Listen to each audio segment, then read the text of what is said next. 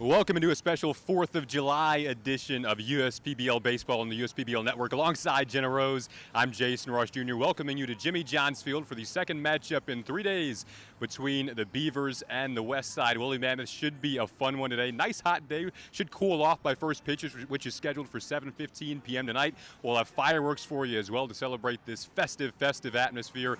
Gee, a fun pitching matchup as well today. We'll have two right-handers, A.J. Coleman for the Beavers, and on the west side of things, it'll be Donovan Thacker taking the mound, but kicking our pitching discussion off with the 6'9" right-hander, A.J. Coleman. Yes, what specifically we're going to see from right-hander A.J. Coleman is the utilization of his two-seamer. That is his bread and butter. He lives low in the zone, and with that, he typically induces ground balls, Jason. So the defense is going to have to pick up a lot behind him today. He's inducing those about 38% of the time. We're also going to see some of his changeups incorporated in there, as well as his curveball.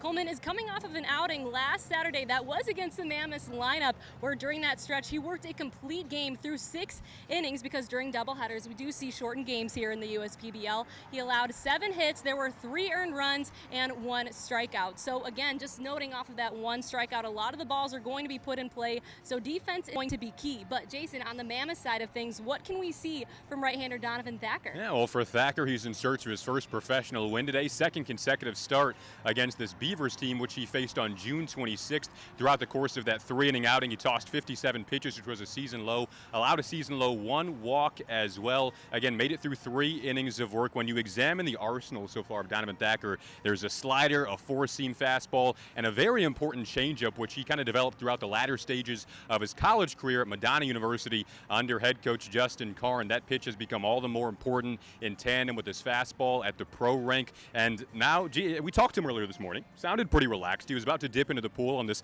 fun 4th of July day, in addition to having an omelet, so he sounds relaxed and pumped at the same time, again in search of his first professional win today. And he'll face a Beavers lineup. They kind of found a groove the other day, registered 6 runs in a 6-5 win. 4 of those came in a big 6th inning before capping it off with the go-ahead run in the 7th. But now we will dive into the lineups, and I will lead things off here by giving you the Beavers rundown for today. It'll be Connor Bagnetsky leading things off and playing at second base. One of the lefties in the lineup today, Keyshawn Lynch, will bat second and play shortstop. Travis McFarland will be at first base and bat third. Christian LeBoy has the cleanup duties today, also playing in right field. Roy Verdejo, he's shown some pop this year, will bat fifth and play in left field. Elijah Salaya will play in center field and bat sixth. Down to the bottom third of the order, Nefi Mercedes will be at the hot corner and bat seventh. Collier Rutledge will bat eighth and do the DHing today, while Austin Shoemaker will do the catching and round out the lineup and batting ninth. On the Mammoth side of things, leading off is going to be Norberto Navarro at second base. And the second hole, in the 2 spot, will be shortstop Adrian Guzman.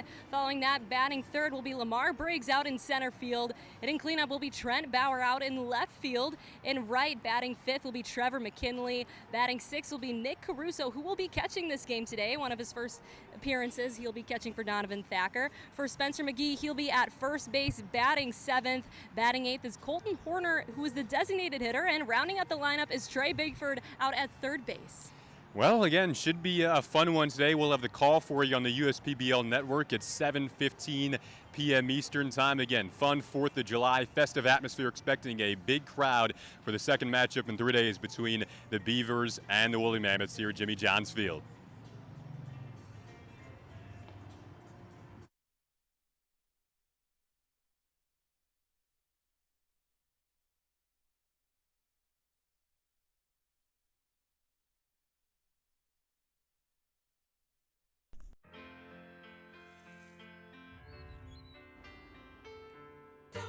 Stop me now. Don't stop me, 'cause I'm having a good time.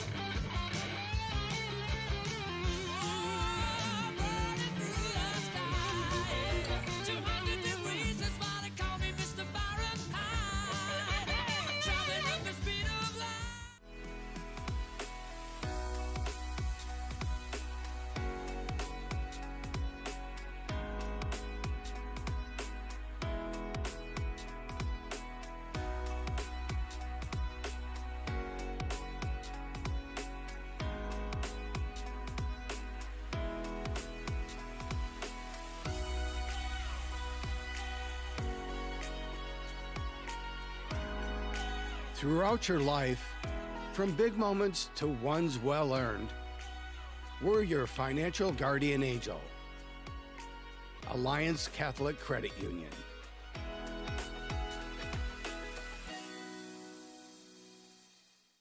Your neighbors are going to be jealous when they see you're getting a new Connecticut water system. Say goodbye to hard water problems. No more spots on your glassware. Your laundry will feel and smell better. Your hair and skin will look and feel better. Say goodbye to hard water problems and say hello to great tasting crystal clear water with CGC Water.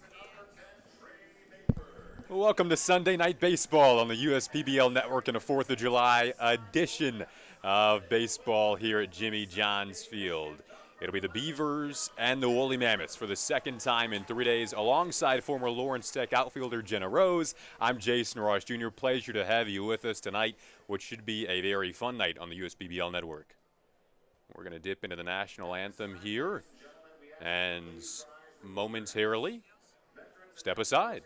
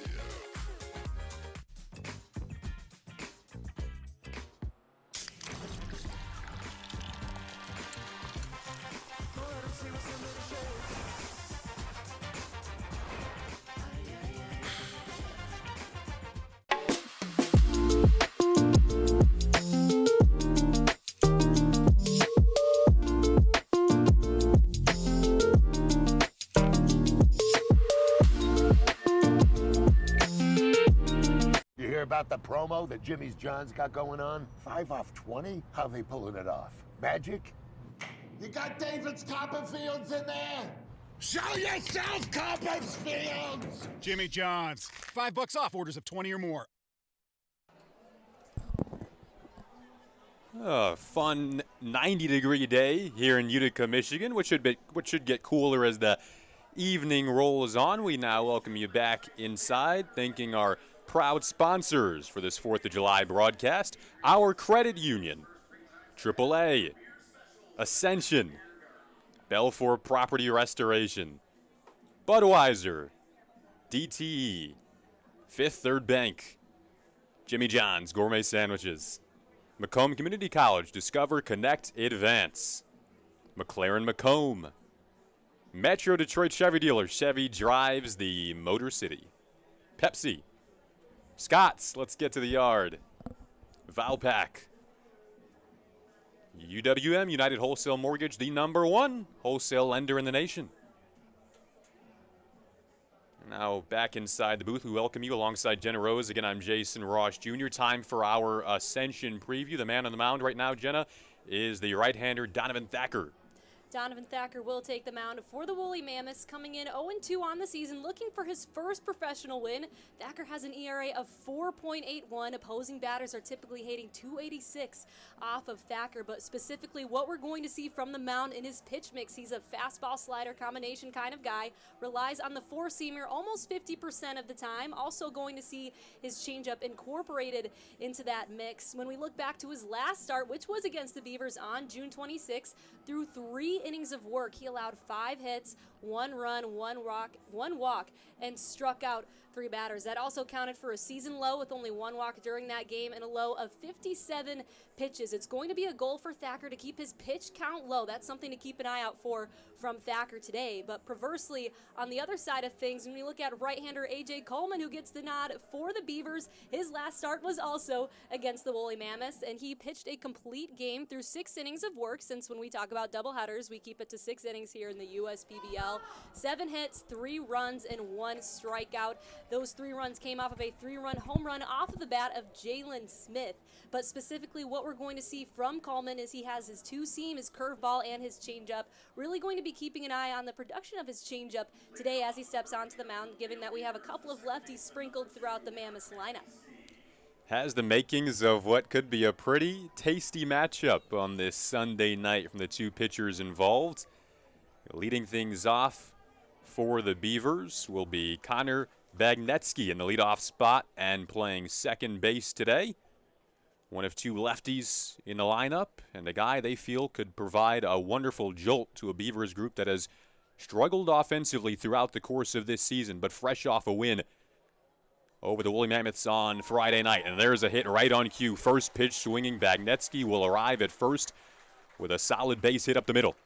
Bagnetsky is definitely one of the arguably best offensive productions here for this lineup, but specifically what's so great about Thacker is that he's his first pitch strike percentage is just a shade under 60%, so batters stepping into the box know that they're going to see something good most of the time on that first pitch.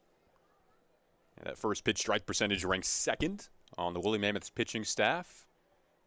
Second to only their ace, Jackson Hicks, who pitched on Friday night. Now Keyshawn Lynch climbs in right-handed.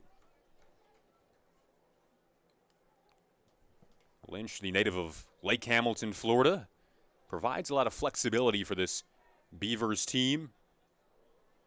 You see him at second base, shortstop, left field, as he watches the 87-mile-per-hour fastball pour in there for ball 2. So now a hitter's count for Lynch after Bagnetsky got us going without much of a wait. A base hit off the first pitch of the evening. And picking up where this Beavers team left off. I mentioned the offensive struggles throughout the course of the season, but really picked it up in a much-needed way. Snapped what was a 4-game losing streak on Friday night with their 6-5 win over Westside.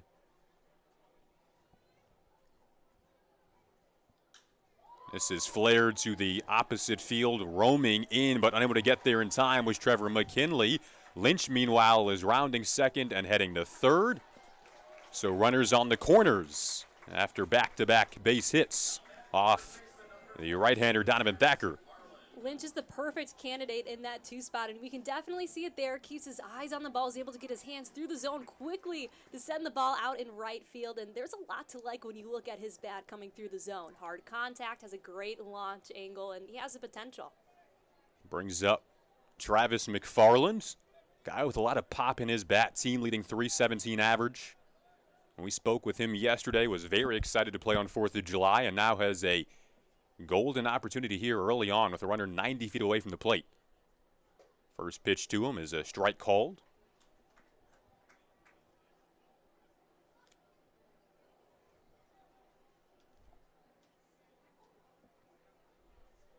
McFarland on Friday night represented what was the go-ahead run, as heading to second goes Lynch.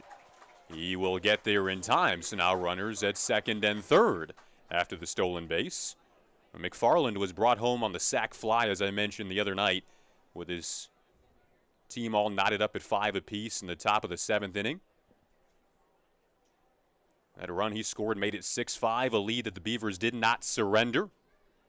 And now hoping for back-to-back wins, again after snapping that 4-game losing streak that felt pretty long in their clubhouse. McFarland is definitely a bat that you want to step inside of the box. When we dial back to the last time he faced Thacker, it was a full count, and he was able to foul off about 4 or 5 pitches, which was pretty frustrating for Thacker. But looking at McFarland, he's someone who can work a count, which is optimal, especially when you have runners in scoring position.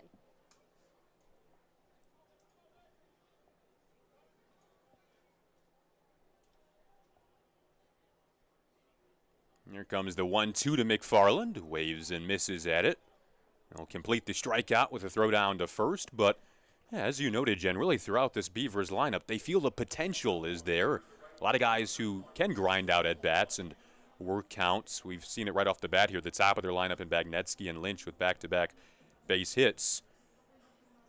But just a matter of kind of piecing it all together and doing so consistently. As Christian LeBoy steps in for the first time.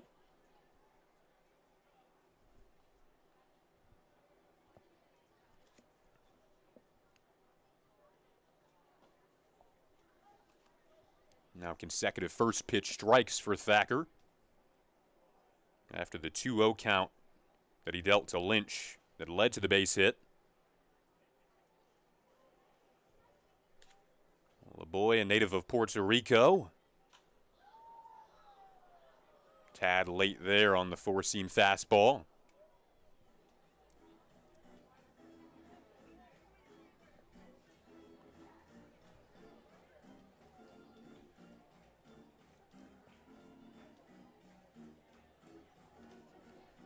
Just to provide some more context, the type of confidence that a start like this, if the Beavers can cash in, will give them offensively. As LeBoy awaits an 0-2 pitch, he'll ground this one to second, ranging over is Norberto Navarro, and it's off his glove. That will bring home a run in the form of Connor Bagnetsky. So it is indeed 1-0 as they cash in on at least one of them, and Keyshawn Lynch moves over 90 feet to third.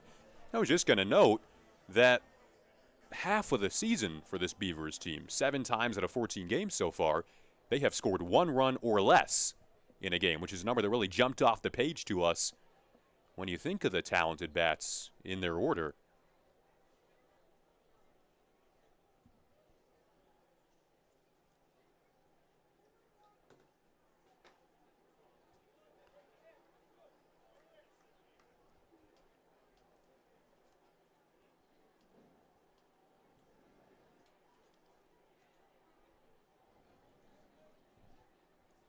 Roy Verdejo at the plate now, batting under 200 entering today. And Jen, a guy, when speaking with our analytics team earlier today, Jake Heelman, told us that can get a bit, I guess, swing happy at times. Maybe a free swinger is the way you could describe it. Yeah, there's a major difference between being a free swinger and someone who's aggressive in the box. Typically, when you're aggressive, you have a specific approach every time that you're stepping up to the plate. But being a free swinger, you're kind of just swinging at what's near you. But sometimes, if you know you're just going to, if your mindset is to just try and swing at the next pitch, you're not always going to make contact. It could be up in the zone. It could be far off the plate.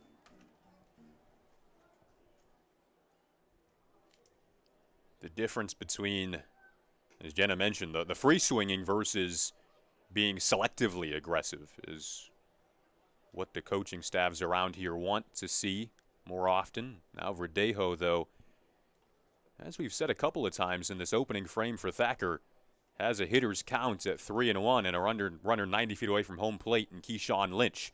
He swings and misses late at the 3-1. They have clipped the top of the bat there. 3-2 the count now.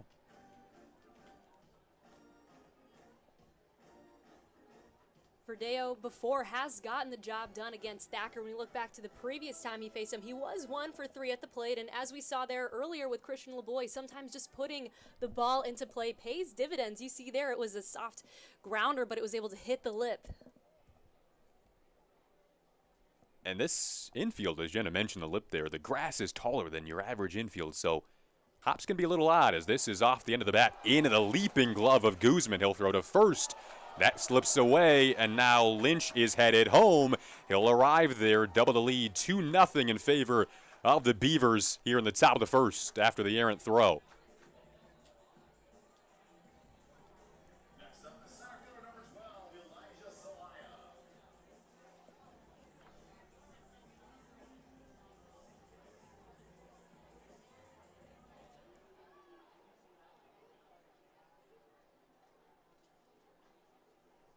brings up Elijah Salaya in the number 6 spot, the 6th batter that Thacker has faced in this opening inning.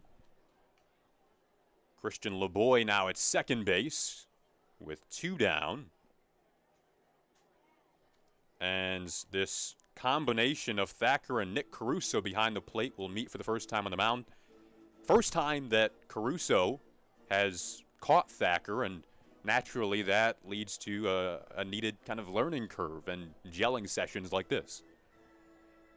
Yeah, and especially as a catcher, you're the manager of the game, but learning how to trust your pitcher, and for the pitcher perversely to trust the catcher to make sure, like, you know, sometimes they can't throw specific pitches at certain times, but we're going to see here today testament to that if he's able to find that bond.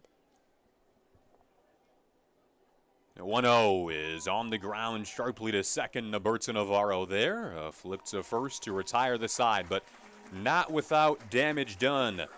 Beavers plate 2 first inning runs. Again, big for their confidence after the offensive struggles of late, but they felt the momentum from Friday night would carry over into today, and so far it has.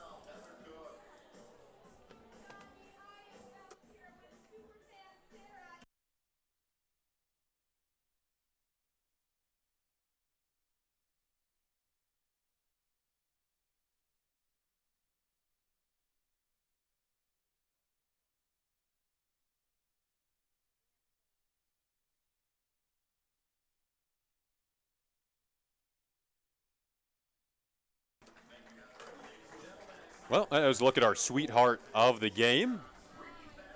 Again, Beavers up 2-0 after the top half of the first over the Woolly Mammoths. Back inside of our booth alongside Jenna Rose, I'm Jason Ross Jr. Is A.J. Coleman, the tallest pitcher in the USPBL at 6'8", some may say 6'9", steps atop the mound for the first time here.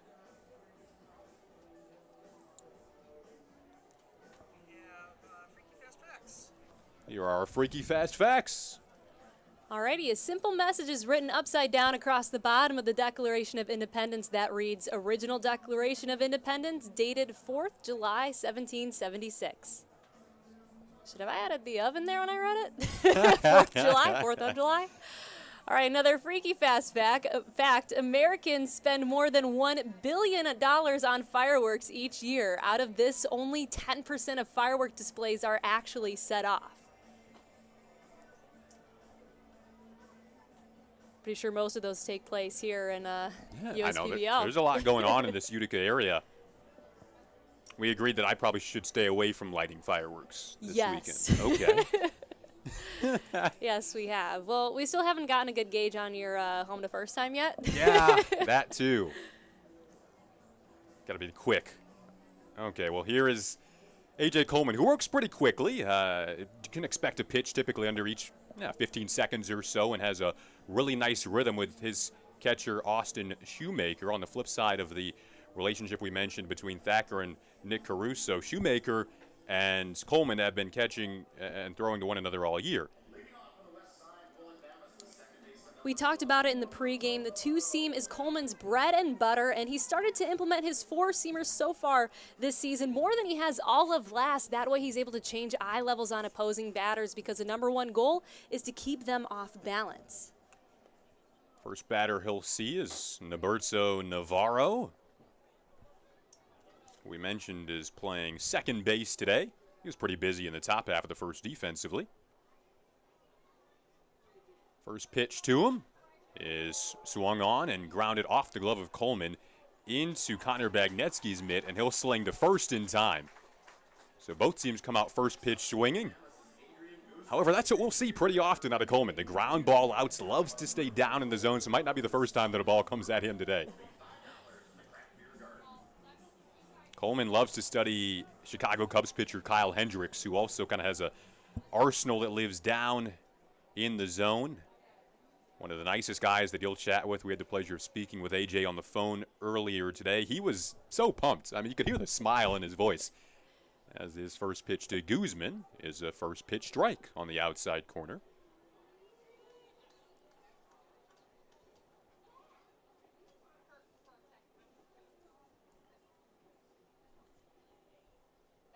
The 0-1 tries to expand the strike zone once again there, just off the Outside part of the plate, count now 1-1.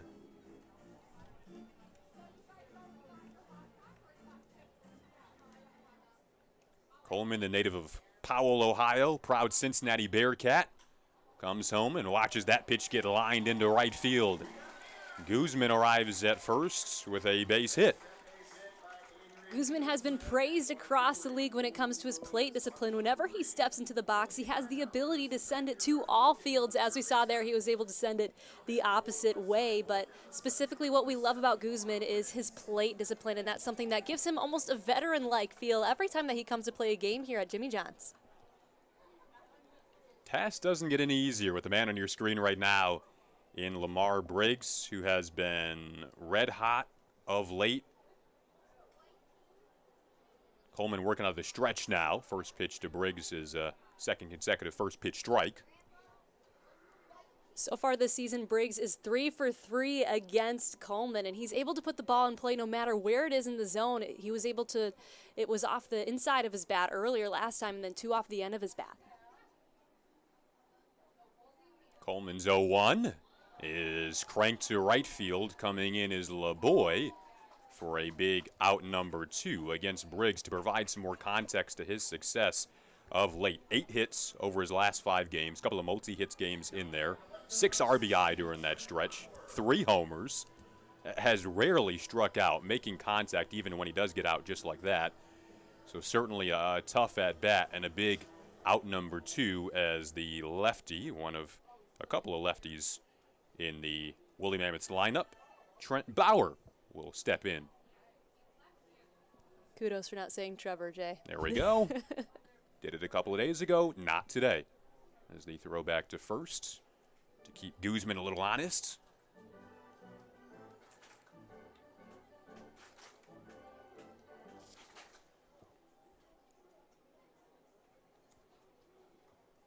Actually, a pair of back-to-back lefties in the 4 or 5 spots of this lineup. That was close. Trevor McKinley on deck if Bauer can reach.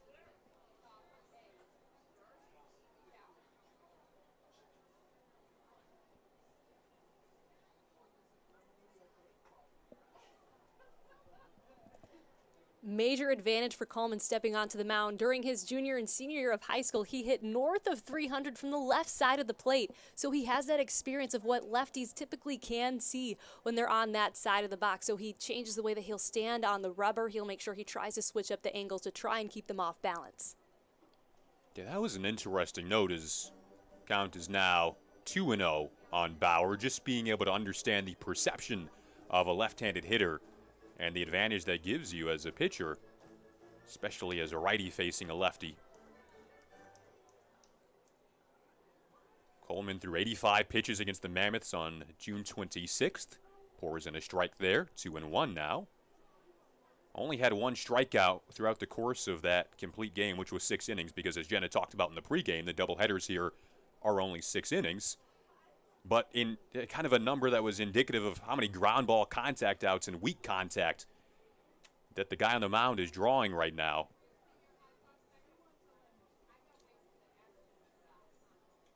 Here comes the 2-1 to Bauer, and it is fair inside the bag, down the line.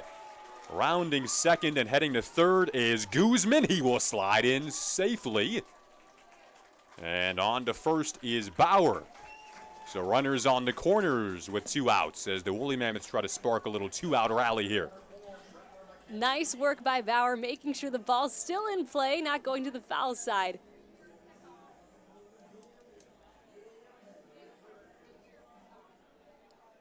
A couple of singles here in the bottom of the first for the Mammoths. It's been an entertaining start to this Sunday night here at Jimmy John's Field. Brings up Trevor McKinley in the 5 spot. Second consecutive lefty that Coleman will face. Sees a first pitch strike on the outside corner. Went to the 2-seam fastball that time with sinking action.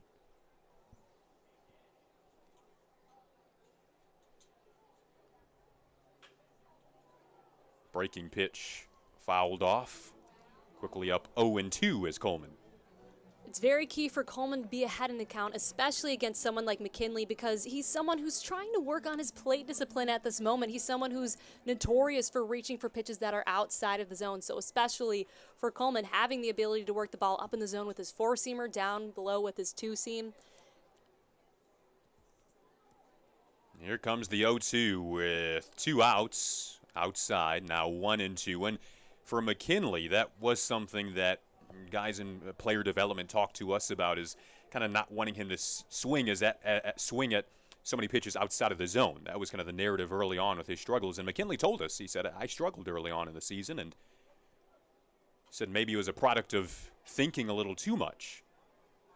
Said that you kind of have to slow down and maybe compartmentalize a little bit moving forward.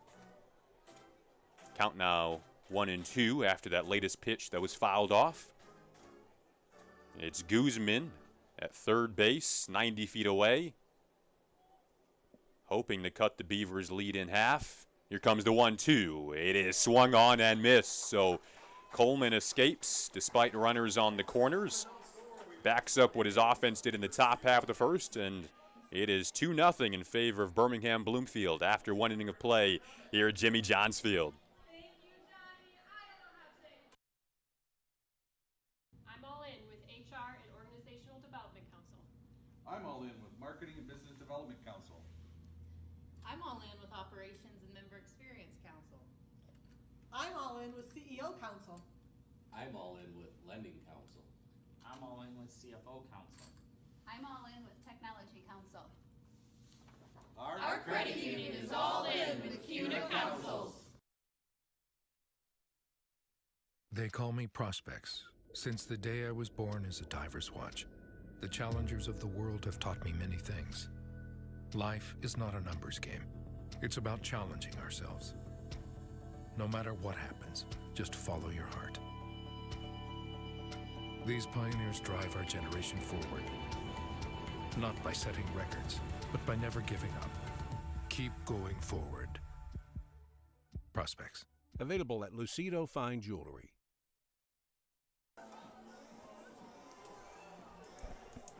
Back on this 4th of July evening here at Jimmy Johns Field. It's always kind of a party over here, isn't it? But it's really packed today. One of the biggest crowds, if not the biggest crowd we have had all season long. This is what we expected, and it's been a fun start to the day. The berm in right field is filled up as well. It's definitely such an exciting environment here for the players every time they step onto the field to be able to feed off of that energy from the crowd. And as you noted, it is pretty packed here today. And, you know, even amidst the heat, everyone's ready, you know, for some ball. And then, of course, we're going to have the amazing fireworks show after. So stick around here on the USPBL network, because those of you at home, you can still tune in. Yeah, there's a look at the crowd today. We spoke to right-hander Donovan Thacker of Westside, who's on the mound right now, and he said he got a nice little swim in as a part of his pregame routine earlier. Took a dip in the pool, then had an omelet. I asked him, what's your favorite barbecue food? Because he told us a story about how he would kind of always be at his grandparents' house growing up, and they'd have backyard barbecues, and that's where he kind of fell in love with the game of baseball, playing with his grandfather in the summer, and told me that ribs were kind of his go-to after the backyard sessions with Grandpa. Here comes the first pitch to Nefi Mercedes, and it is a ball.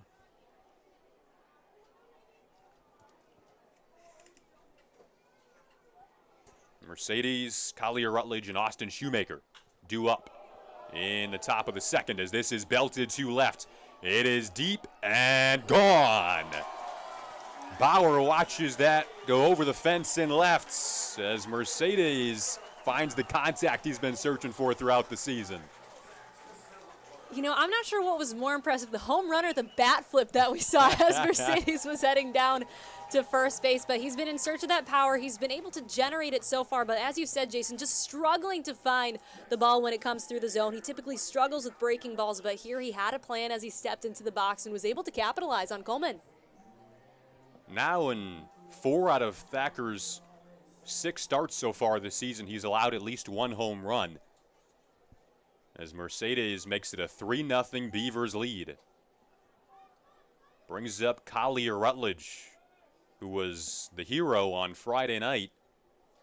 Collected 3 RBIs in that big 4-run 6th inning. Second pitch to him is cranked up the middle into center field, and the kind of the good positive hitter's effect is trickling down this lineup into the bottom third. Well, just looking at the Beavers lineup, they have power spread throughout, and that's something that we've talked about, especially earlier in the season, given they had, one game where it was 5 home runs in a single game. So specifically looking at Rutledge, he has the tendency to pull the ball to the right a little bit. We saw that he was able to time up the velocities and send it right back up the middle off of Thacker. Yeah, those 5 home runs in that 10-run output for the Beavers matched a USPBL record for single-game homers. And after that, that's when they went into the offensive funk that they just could not find a way to dig out of. Thacker's first pitch to Shoemaker is a strike called and a much-needed first pitch strike. This is the 6th of 12 meetings between Westside and Birmingham so far this season. Westside is 4-1 against the Beavers so far this year, and in all 4 wins, the Woolly Mammoths have held the Beavers to 1 run or less. As that pitch was a tad high, 1-1 now to Shoemaker.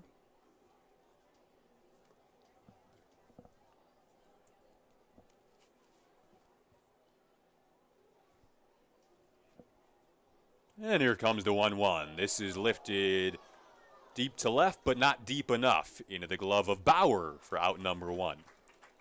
I always am interested whenever a catcher steps into the plate because they have that catcher sense with them when it comes to identifying pitches, having the ability to see the ball coming out of the hand of the pitcher. That fly out will turn the order over. Connor Bagnetsky, who swung at the first pitch and was successful at doing so back at the top of the first. He scored the first run of the day. 1 for 1 so far, and hoping to rejoin the hit party that he started. Patiently selective there, 1-0. Bagnetsky says that he feels that one of his strongest attributes as a hitter is his plate discipline, and he's someone who's able to get on base. He's been described as very scrappy whenever he steps into the box. Now 1-1 on Bagnetsky. Native of Wisconsin, who grew up playing hockey and baseball kind of throughout the winter. It was hockey rink day in and day out. Then when spring, summer rolled around, he was on a baseball field practically every day with his dad, who taught him both baseball and hockey. 1-1 is just off the outside part of the plate, 2-1. Bagnetsky then, for college, moved down to Florida to play for Florida Southwestern State before transferring to Radford in Virginia, where he just recently wrapped up his college career.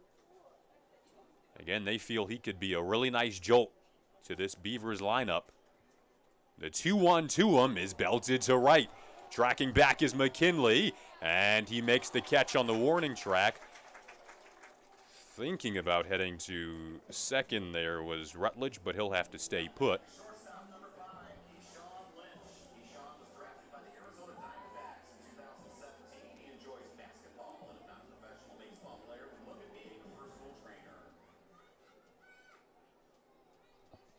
Keyshawn Lynch's second plate appearance of the day, a guy who was also 1 for 1, had a single back in the top of the first. Now 2 outs as Thacker tries to limit the damage here.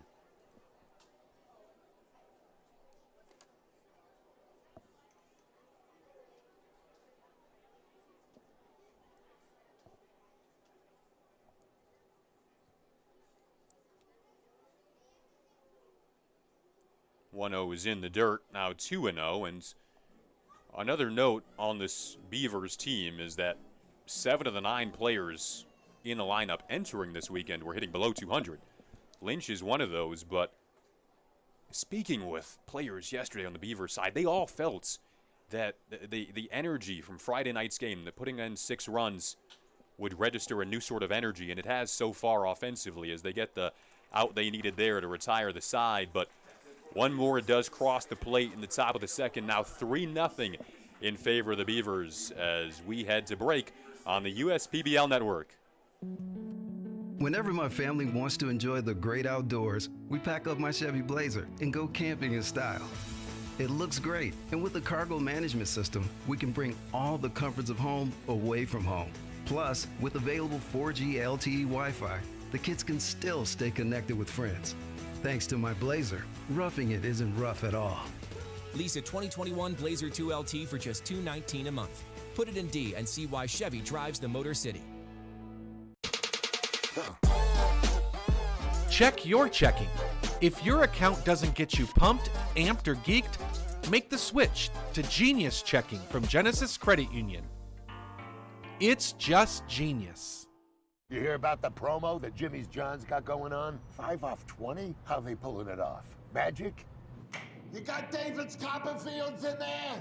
Show yourself, Copperfields! Jimmy John's. $5 off orders of 20 or more. Welcome back into the USPBL Network. A.J. Coleman steps atop the mound for his second inning of work.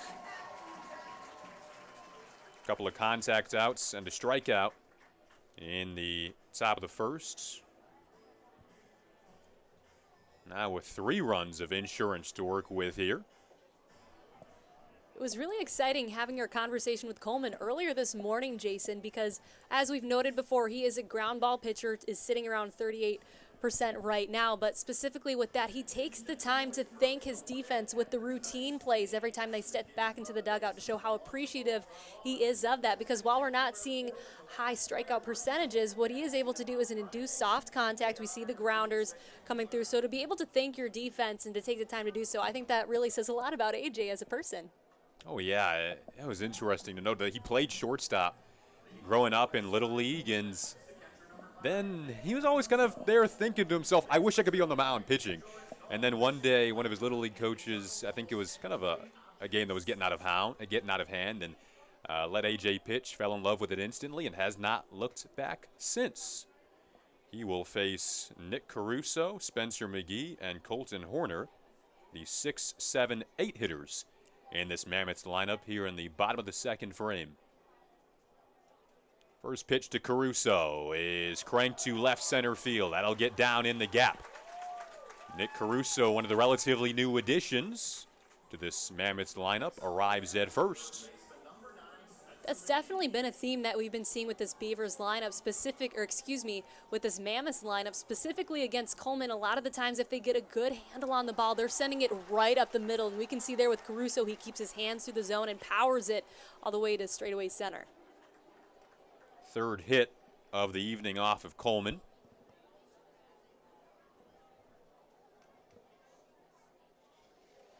Entered today, 1-2 record. ERA at 3.15 through 5 starts. His first pitch to McGee is a strike called.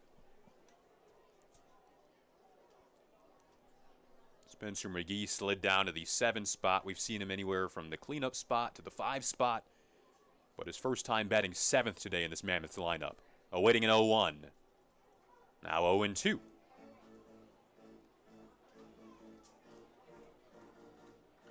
McGee is a switch hitter, which is very cool in the game of baseball, but specifically what he would like to work on is his timing from the left side. He says he's always just a little bit off with that, still getting used to it because he is technically a right-hander. Here comes the 0-2. That is flicked into foul ground. A lot of foul territory here at Jimmy John's Field. It'll get up and out of play. And Jenna, back on that note, when we were speaking with Connor Bagnetsky, who's similar to Spencer McGee, is a guy who is technically right-handed but can bat from the left side. You brought up in our call that you wished you maybe would have tried to hit from the left side growing up because you caught right-handed, but you hit right-handed. Yeah, well, my dad definitely tried to get me to. I didn't do that as much as I should have, but you see specifically with that, your dominant hand is powering through the zone in the front if you're a right-hander hitting from the left. McGee sends the 0-2 on the ground, and he will ground out as Bagnetsky tosses to McFarland. However, Caruso advances to second with 1 down. A little bit of a pause from Bagnetsky. We could see there with the hat falling in his eyes, but we don't have that problem. We're wearing our bucket hats. Exactly. And we have the straps. The bucket hats were clutch today. I mean, we had them on in the pregame show. Super sunny day. Oh, so much sunny. needed. I'm making my bucket hat debut, by the way. I'm feeling it. And that brings up Colton Horner down in the 8th spot of the lineup. I noted this earlier with Shoemaker whenever he steps into the box, but specifically when we're looking here with, he also had, for Horner, he also has that catcher's sense that we've talked about before, just having the ability to see the ball better coming from the release of the pitcher. Horner DHing today, awaiting an 0-1. Now 1-1.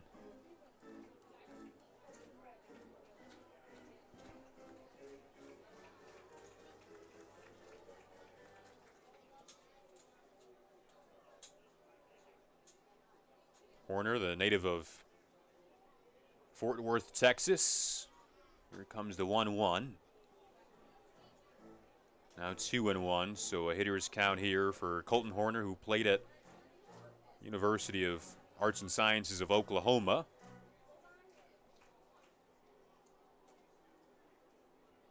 A school that had 5 different alums on opening day rosters for the USPBL. Now 3-1 on Horner.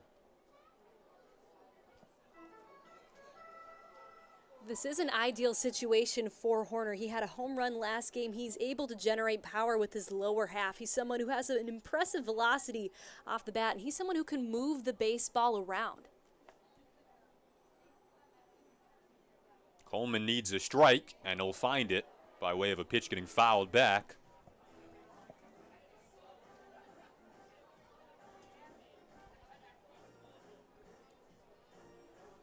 Trey Bigford on deck right now for this Woolly Mammoths team that has a runner at second base. You can see there Nick Caruso after the base hit, swung at the first pitch and connected in the bottom half of the second.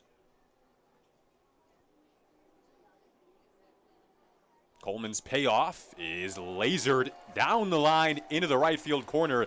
This will bring home Caruso. Stumbling there is Horner, and now he'll try to get back to first. Ultimately, after a hectic sequence, Horner arrives at home, and it's a 2-run game.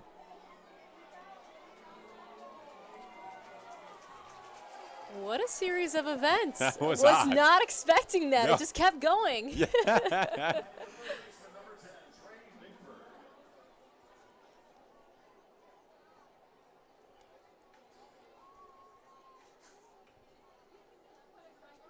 That brings up Trey Bigford.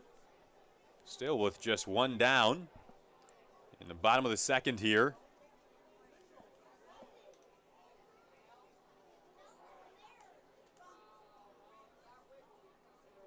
Bigford, another guy who's been moved around this lineup. And watches the first pitch strike pour in. Bigford completely rebuilt his swing during the offseason. Previously, Bigford has always hit for contact, but he's made an adjustment with the plane of his swing to try and hit for more power and to stay on the backside longer. He gets hit with an 0-1, wincing a little bit, and that'll now advance Horner to second base. Still with just 1 out here, Bigford at first. And as you mentioned there, Jen, trying to kind of establish more power in his swing this year. Did a lot of lower body workout, still is throughout the course of the season. Turns the order over to Norberto Navarro, who grounded out in the bottom of the first. Navarro is also someone like Bigford who's able to hit for power. So far, his max velocity, when you look at his bat, has been over 100 miles per hour. Coleman tries to settle back in as he is now facing the top of this Mammoths order. In a 2-run game, here comes the first pitch outside, and control issues for Coleman have been rare, just kind of 1 sample size there with a hit by pitch. Only has walked 4 batters throughout the course of 5 starts so far this year. So a guy who has really commanded his pitch as well. 1-0 is bounced up the middle of the third, to the shortstop, I should say, Lynch. He'll sling to first in time. So the double play retires the side after he stepped on the bag, and Coleman finds the ground ball he needed. That'll do it for 2 innings of play here at Jimmy John's Field. Beavers up 3-1 after Nick Caruso crosses home plate.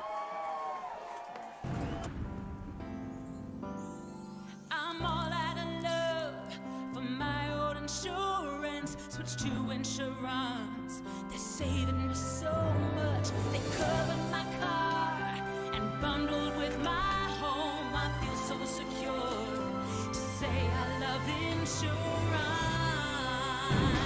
Hello, AAA Insurance. Goodbye, insurance. Hello. Insurance.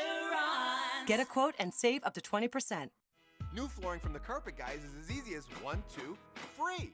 1, just call the Carpet Guys for fast, free, and home shopping. 2, get massive warehouse direct savings. And 3, I mean free, as in 4 years of interest-free financing. That's 1, 2, free, but only for a limited time. So be wise and call the Carpet Guys at 855-4MY-GUYS or visit carpetguys.com today. Be wise, call the Carpet Guys at 855-4MY-GUYS.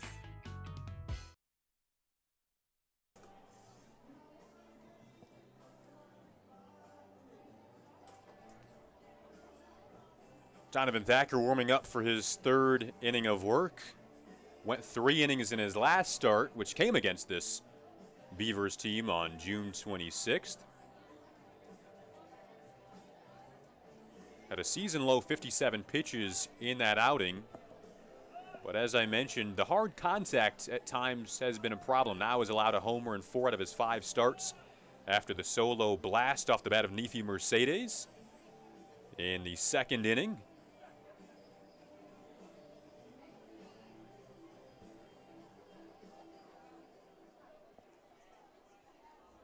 You noted the pitch count for Thacker, Jason, and that's going to be a major key of this game. Again, season low during his last start, 57 pitches. But along with that, the keys for Thacker is going to be keeping that breaking ball sharp and keeping the pitch count down.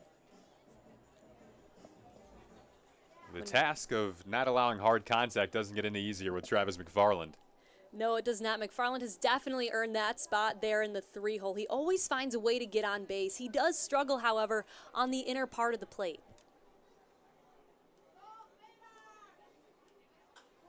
McFarland swings at the first pitch. McKinley making his way in for out number 1. So 1 pitch, 1 out for Donovan Thacker.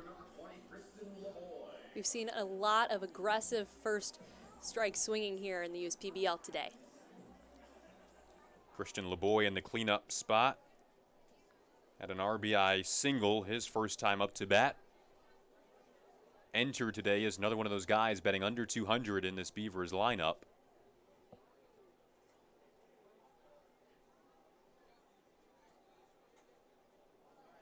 And overall, entering this weekend, Beavers' batting average, on-base percentage, and slugging percentage all qualified as the lowest in the USPBL. But so far, the bats have been energized throughout the course of the first couple of innings. 5 hits already. Just 1 strikeout. Strikeouts had been an issue in that sluggish start for this Beavers team that is 4-10 on the year. 2-0 pitch. Had some late movements on it. 3-0. I spoke before about how LeBoy struggles a little bit on that inner half of the plate. He's been sending a lot of his balls to straightaway center and to the right side. If he's able to tap into that pull power, that would be key for LeBoy, especially going up against a pitcher like Thacker, who's able to elevate his 4-seamer up in the zone on the inside. Again, speaking with our analytics staff earlier today, and Jake Hillman, he said this is a dangerous hitter who maybe hasn't shown it yet. But as you noted, if he can find the barrel more often, has a hitter's count here at 3-1, swings the pitch, little hopper that's difficult to deal with. Bigford is there, however, gets to first in time for out number 2.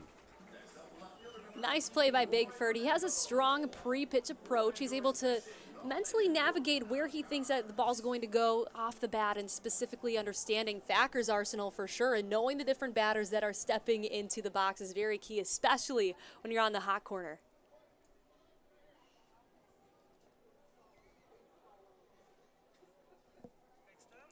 Brings up Roy Verdejo, first-year USPBL player. And a guy who, I guess similar to our last conversation about potential, it's there, has the power, was named Player of the Week earlier this season after a 2-homer game, but just kind of tends to maybe be a free swinger at times as he cranks that pitch back foul.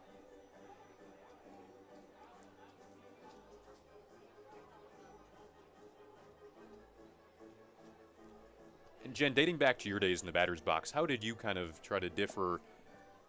I guess you hear the term aggressiveness, which as you noted is a positive term, versus, as the 1-1 gets away a bit there, not swinging at just anything you see. It can be a fine line to walk because you always do want to be aggressive when you're stepping into the box. You want to be able to generate that power, but if you're coming in with a home run swing mentality, just trying to swing at anything that's close, you need to be smart because you have to be aware of those breaking balls, those off-speed pitches, anything that pitchers are going to throw at you because their job is to keep you off balance. Little two-hopper to third for Bigford. He was pretty busy in that frame as the Beavers go down in order for the first time. That was our 5th third bank, 3rd out of the game. We'll step aside here at Jimmy John's Field, but not before our kids race presented by, first we'll have JJ the Field General, who is presented by Michigan First Credit Union. Everyone's presented by something. And there is JJ and one of our umpires today. The amount of belly rubs that JJ gets here at USPBL is insane. He's pretty spoiled around here. Lucky dog, yes. Typically takes a nice little nap after the game. We see him right outside our press box door. JJ works so hard. It's one of my favorite parts of the night, seeing him after the game.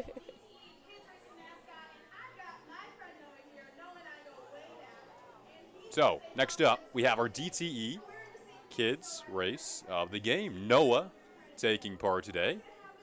Our good friend Heather on the hosting duties.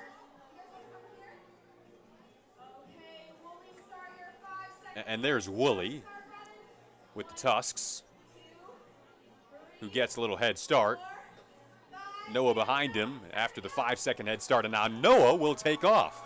Dang, Noah's got some wheels. Look at that form. I know. I'm loving the strides. Head down, pumping the arms. Right? I'm not liking Wooly's strides quite as much as Noah easily streaks past him, and he'll hit home right in front of Austin Shoemaker for a victory in the nice Woolly Mammoth tee today as well.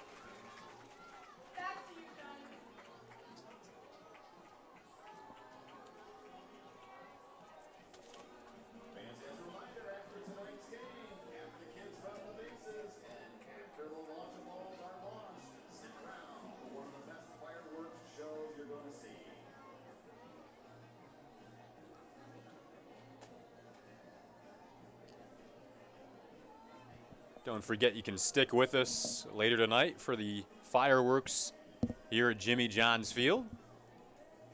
That'll be a part of our Auto Lab post-game show,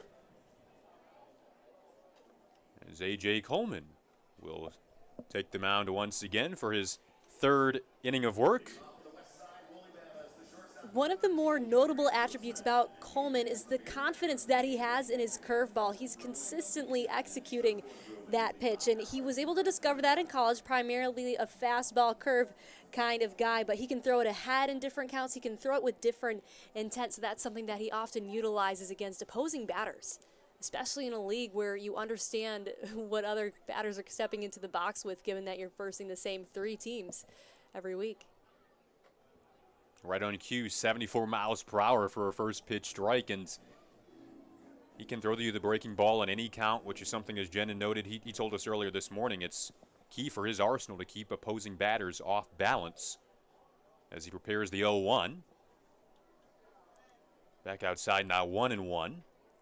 And Coleman even noted as well that most guys aren't anticipating breaking balls right off the rip, so when he's able to execute that in the beginning of the count, it's very crucial and speaks well to his arsenal. As the count is now 2-1 on Guzman. Coleman also mentioned that the 2-seam is kind of his bread and butter pitch. That's my go-to in his words, but has really been working on incorporating the changeup as well. The 2-1 is fouled back.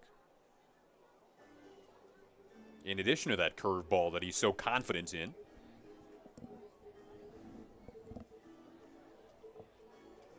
You can see the stature there at 6'7". During his sophomore year of high school, Coleman was a point guard on the basketball court. He was about 6 foot at that time. Then over the next 2 months, the 2-2 pours in. Now 3-2. He grew 7 inches. 2 months, 7 inches. Then it took him about a year to grow into his body. He said there were a lot of knee pains. It was kind of all in his legs. As the payoff comes in, first walk of the evening, and just his 6th walk of the season, he said that he kind of grew into his body junior year. The athleticism came back. He was playing infield in addition to pitching in high school. So again, understands and has an appreciation of the guys behind him, especially as a ground ball pitcher. Coleman also spent a lot of time at first base during his high school days. Just such an excellent team-oriented guy, A.J. Coleman. He'll face Lamar Briggs here, his good friend. First pitch to him is down and away for a ball. The two have known each other for quite some time, given that they were playing in the USPBL last season, so they're very familiar with one another when it comes to their strengths and weaknesses.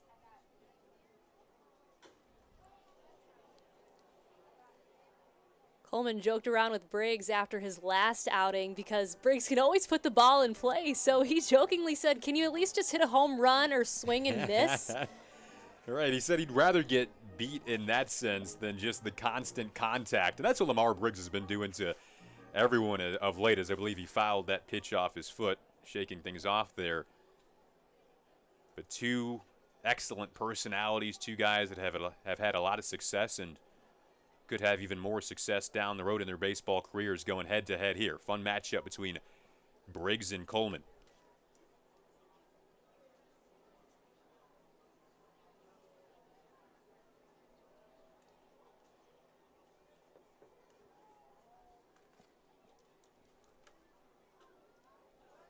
One is up and in, 2-1.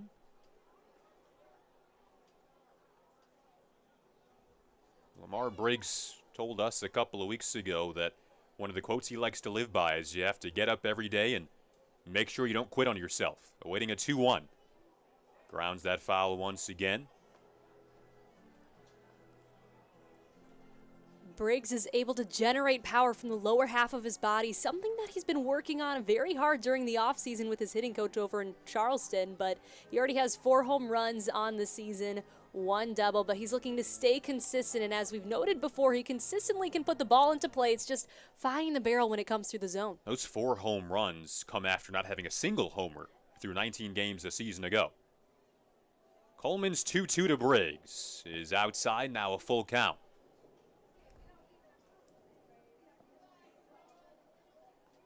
Briggs played for Jackson State during his college years.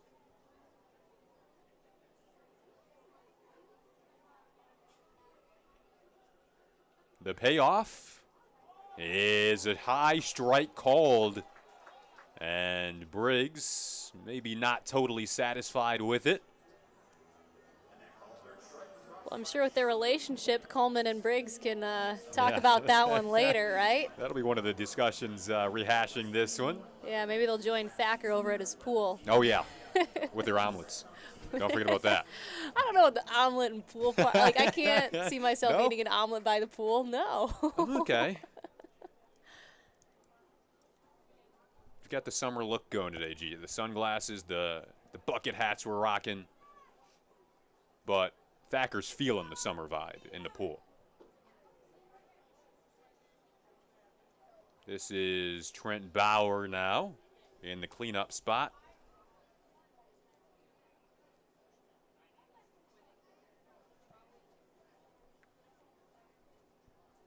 Bauer in left field today. We've seen him in the DH role at times. And he timed this pitch up, delivers it to center field. Just shy of the warning track, though, with room, is Elijah Salaya making the catch. Bauer Bauer is definitely an aggressive batter. Circling back to his last game against Coleman, he was swinging at the first pitch for all 3 at-bats that he had. So he's someone, even in that moment, he can generate that power, and they were all deep flies for all of his outs.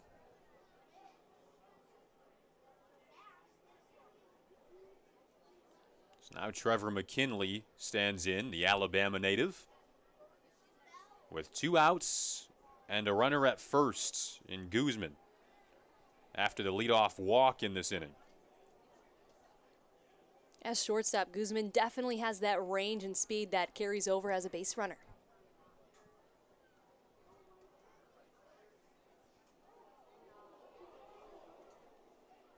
Gets back in safely there.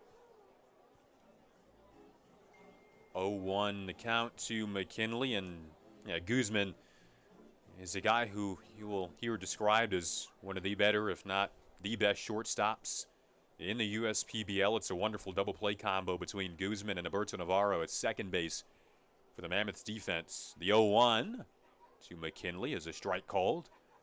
0-2. What's been a pitcher's friendly strike zone so far. We've talked about McKinley being a bit of a free swinger at this point, chasing pitches that are outside of the zone. So with an 0-2 count, it's crucial to get the bat on the ball. Gets his bat on it, but bounces it off foul to stay alive with the 2-strike approach.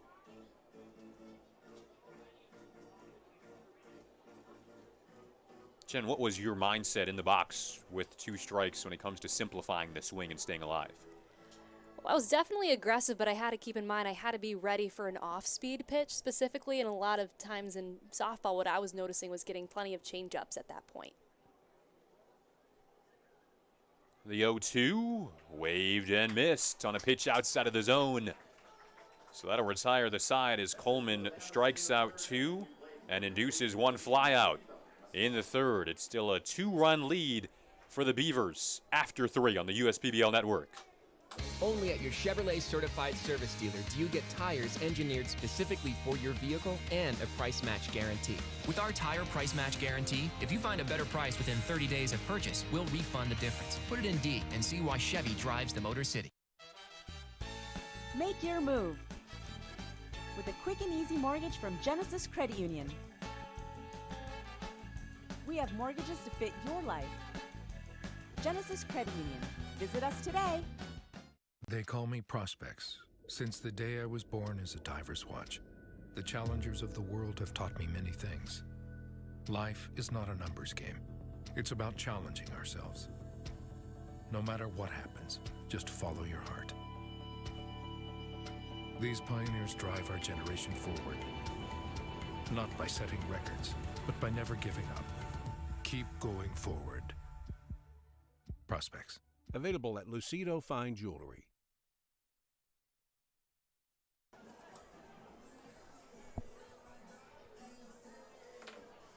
When it's time for baseball, it's time for beer. Two-Hearted Owl has been named the #1 beer in America for the past 4 years by members of the American Home Brewers Association. Play ball with the best. Two-Hearted Owl, the iconic American IPA from Bell's Brewery, Comstock, Michigan. Please drink responsibly. Jason, are you a big IPA guy? What does that stand for? I have to admit. All right, never mind. I don't know what it. Never mind. I mean, I'm just being honest. Okay, we'll learn that later. We thank all of our proud sponsors, as usual, on tonight's 4th of July broadcast here at Jimmy John's Field. Donovan Thacker out for his 4th inning of work. The third was his cleanest inning. 3 consecutive contact outs for a 1-2-3 frame to retire the side in order. We'll see if he can back that up as he faces the center fielder, Elijah Salaya.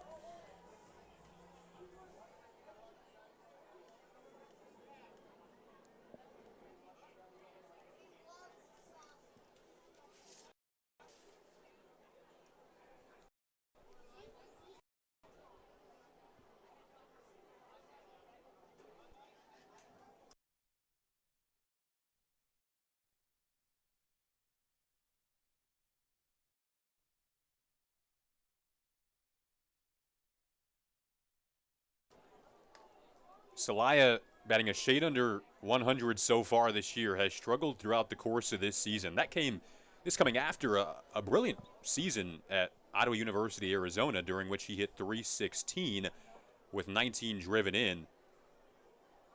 The 1-1 pours in, 80 miles per hour, going off speed there. It's been the off-speed pitches and breaking pitches in particular that Celaya has really struggled against so far.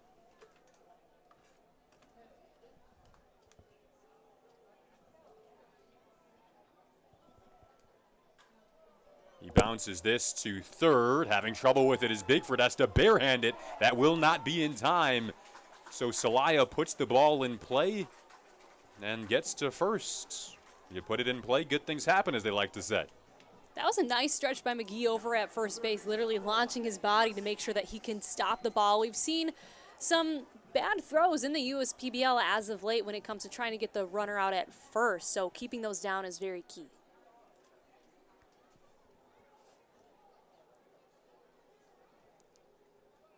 And on the note of Celaya, we were talking about how he struggled with the breaking ball so far this season. So has Mercedes. Thacker elevates the 86-mile-per-hour pitch. First one to Mercedes, who is another guy they feel has potential. Had the solo homer back in the second inning. Breaking pitches in general, as there is one right on cue that Mercedes swings through and misses, are pitches that guys around the USPBL have struggled against. And naturally, as you get higher in the game of baseball, as Craig Monroe told us, our good friend, as you have your Tigers hat on today, the higher you get in baseball, the more difficult it becomes to hit a good breaking ball.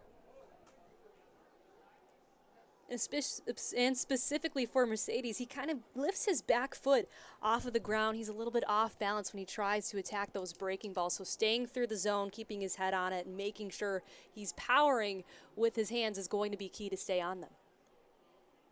2-1. Again, Bigford, who has been busy, goes to second for the lead runner, then to first to complete the double play. 6-4-3 they go for the twin killing, and quickly 2 down for Thacker. Nice work by Bigford over on the hot corner. You can see they're playing a little bit on the run, but is able to check the runner and get the double play. Brings up Collier Rutledge, who singled his first time up to bat in the second inning. The first pitch to Rutledge is a first pitch strike with 2 down. It was Rutledge again who had the 3 RBIs on Friday night. Drove home those 3 runs in a 4-run 6th inning to tie the game at 5 apiece. And then his roommate, Travis McFarland, who is batting third today, was brought home via the sac fly in the 7th inning to give the Beavers a 6-5 win, their first in their last 4 games. Again to Bigford, this time sliding, twirling, and dealing to first in time. An impressive inning from Trey Bigford over at the hot corner. And that'll retire the side for Thacker, who works back-to-back 1, 2, 3 innings. We'll take a quick breather on the USPBL network. Dunham Sports is a proud partner of the USPBL. Big names, low prices, delivering value since 1937. At Fifth Third Bank, we're working hard to make banking a Fifth Third better, which means we put 166.7% into everything we do. I think you can only give 110%. Well, with free checking, fraud protection services, and an automatic savings tool to help you quickly reach your goals, 166.7% is possible. Oh, wait till my 8th graders hear about this. They're gonna be like, it's not possible. Well, yes it is. This is banking, a Fifth Third better.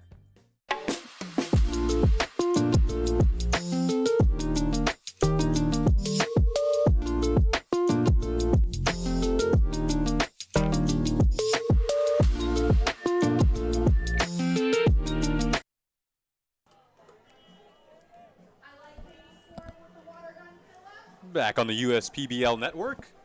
Bottom of the 4th inning here at Jimmy John's Field as A.J. Coleman steps atop the mound, a guy who went 6 complete innings his last time out on June 26th against this very woolly Mammoths team. We've talked about Coleman's pitch mix previously in the broadcast, but over 63% of the time he's utilizing his two-seamer. Opposing batters are only hitting 240 off of that pitch. He'll use his curveball just over 26% of the time. Opposing batters hitting 345. And lastly, with his changeup used 10% of the time, batters are hitting 500. We definitely see an uptick in the use of his changeup when he's facing lefties.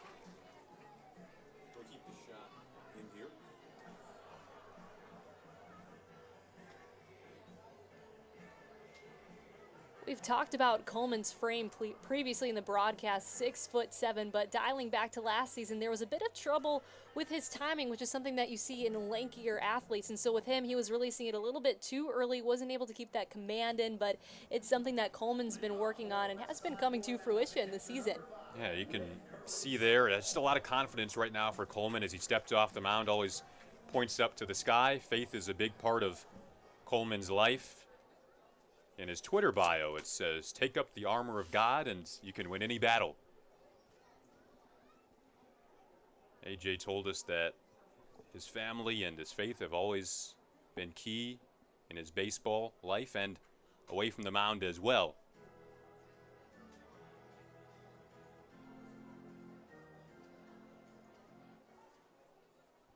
Working to Nick Caruso, who singled his first time up to bat.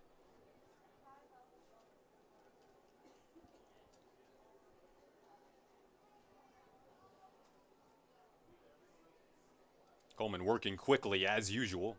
2-0 is a strike called, now 2-1.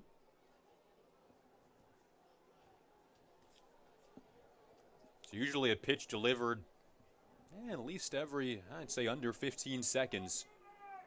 He and his catcher, Austin Shoemaker, have a really good rapport. 2-0 is swung on and missed. Beg your pardon, the 2-1, now 2-2.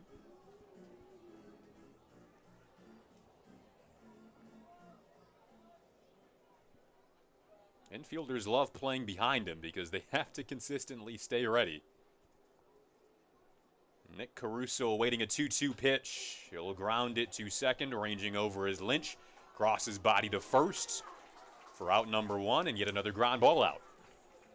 Lynch has the speed when he's on the bases, and he definitely displays his range in the shortstop position. And Jason, it's funny you talked about that before because we've seen ground balls induced by Coleman throughout his starts. During his last start, Elijah Salaya out in center field was getting his work cut out for him. A lot of players were sending the ball out deep pop flies. So even at times, the defense has to be ready 24/7 when it comes to what's going to come off the bats against Coleman. First pitch to Spencer McGee is swung on and delivered high in the sky to right field, where Christian LeBoy is awaiting it for out number 2.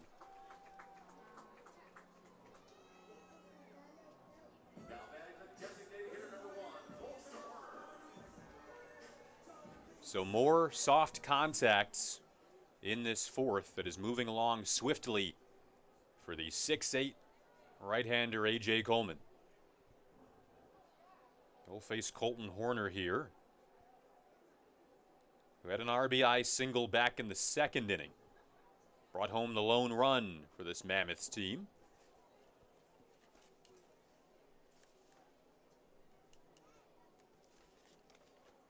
Westside enters today at 7-6 atop the West Division.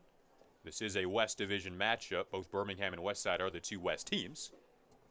As that pitch is cranked on and missed, now 1-1. Westside at 7-6, Birmingham at 4-10, but still plenty of games left this season. These two squads will meet up 6 more times. Here's the 1-1. Fouled off down the line. It'll hop out, and a fan will get a nice souvenir.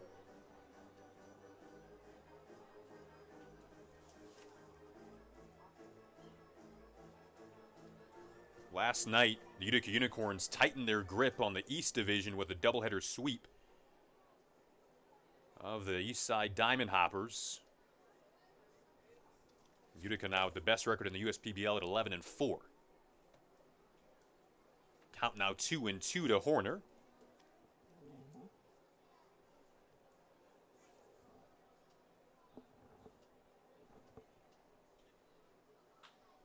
Horner reaches out, weakly grounds to second, but Lynch has to twirl around his teammate, and that kind of led to him not being able to make the play over to first on an odd sequence there. But the communication, we've talked about that in the past, how important that is as either an infielder or outfielder.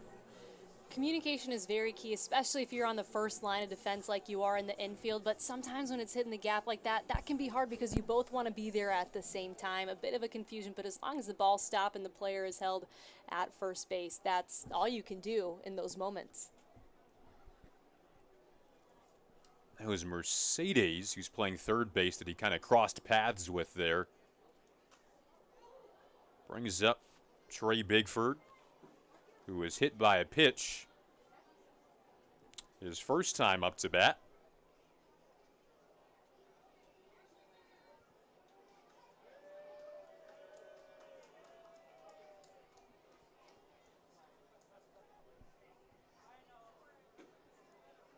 Bigford, another player who worked a lot on his lower body in the offseason, as Jenna talked about. He works with a hitting coach by the name of Marlon Bird out in Los Angeles, and Marlon is a guy who played in the majors and has worked with other current major leaguers. 0-1.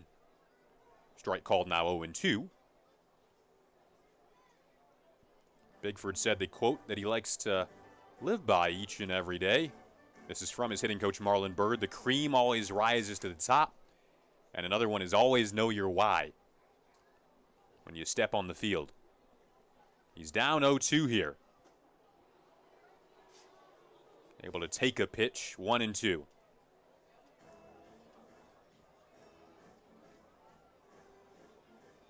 Not sure if I asked you this, Jen. Did you have any quotes that you lived by on the field?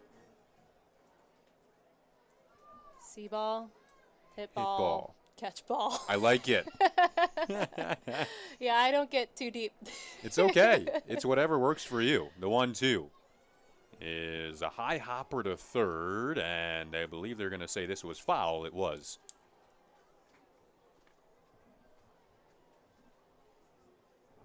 I wish I at least made up something cool, you know, when you asked me that. Yeah. Because I had a couple seconds, but I didn't do anything with it. You could have. We talked, well, we had our chat with Jake earlier of the analytics staff. I brought up a quote. Can I give us a quote of the day? Please. Okay. So my quote of the day will be, doesn't matter if you're 21, 51, or 101. The best student always wins. Okay, that's a good one. Can I tell you my made-up one that I would have said? I love to hear it, G. You miss 100% of the shots that you don't take. Wayne Gretzky, Michael Scott. Yes. I just got a new Dunder Mifflin shirt, by the way. The 1-2 is off the outside part of the plate, now 2-2. Legendary quote. Legendary. Bigford down at the bottom third of this order, batting ninth today, and has worked his way back from what at one point was an 0-2 count. Now it's full. The payoff is swung on and missed. Coleman once again wraps up an inning by registering a strikeout. We have played 4 complete innings here at Jimmy John's Field. It's a 3-1 lead for the Beavers. Just a second to remind you here that you can enter for a chance to win $250 and 4 front row tickets to the championship game. Text Chevy Detroit to 555-888 or visit ChevyDetroit.com/USPBL for official rules. Piloting a hot air balloon is my wife's passion, and she couldn't have a better wingman than my Chevy Equinox. Its stylish design rises above the rest, and with its 4G LTE Wi-Fi plus great gas mileage, Equinox keeps us connected mile after mile. With my Equinox, the sky isn't the limit. Lease a 2021 Equinox LT for just $189 a month. Put it in D and see why Chevy drives the Motor City. Visit ChevyDetroit.com.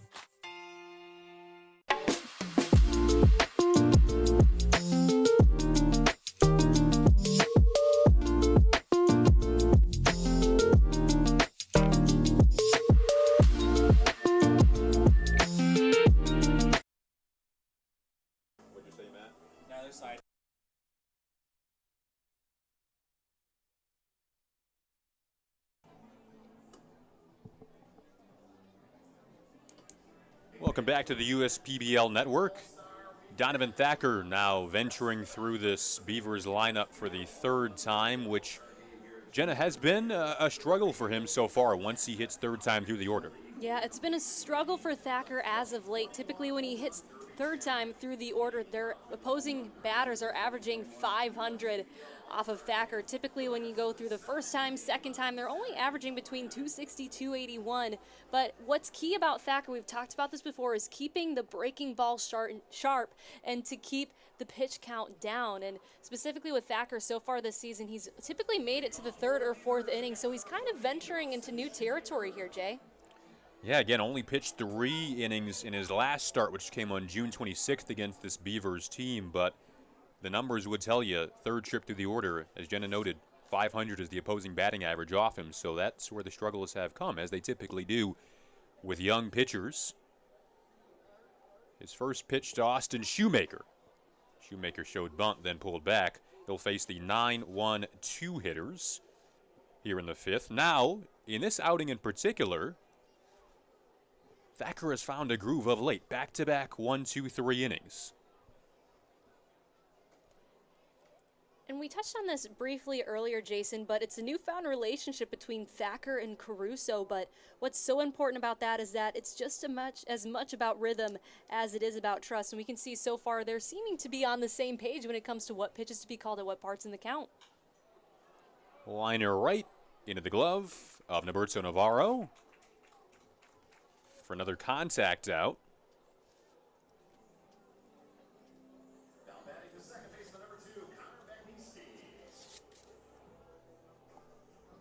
Fifth consecutive contact out for Thacker. Defense behind him left to right in the infield today is Bigford at third, Guzman at short, Norberto Navarro at second, and Spencer McGee at first. The outfield for the Mammoths, Trent Bauer in left, Lamar Briggs in center field, and McKinley in right. As Connor Bagnetsky, top of the order, his third time in the batter's box today. And takes a first pitch strike that clips the outside corner at 77 miles per hour. That was the slider.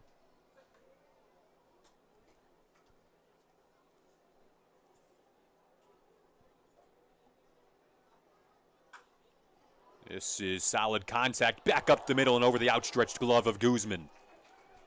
So Bagnetsky registers his second single of the day, a hard hit single up the middle. Heading into this game, Bagnetsky has only had 6 at-bats, but has been able to put 3 balls into play, able to have 3 hits off of that. So if he keeps up this pace, he's going to be very consistent here in the USPBL.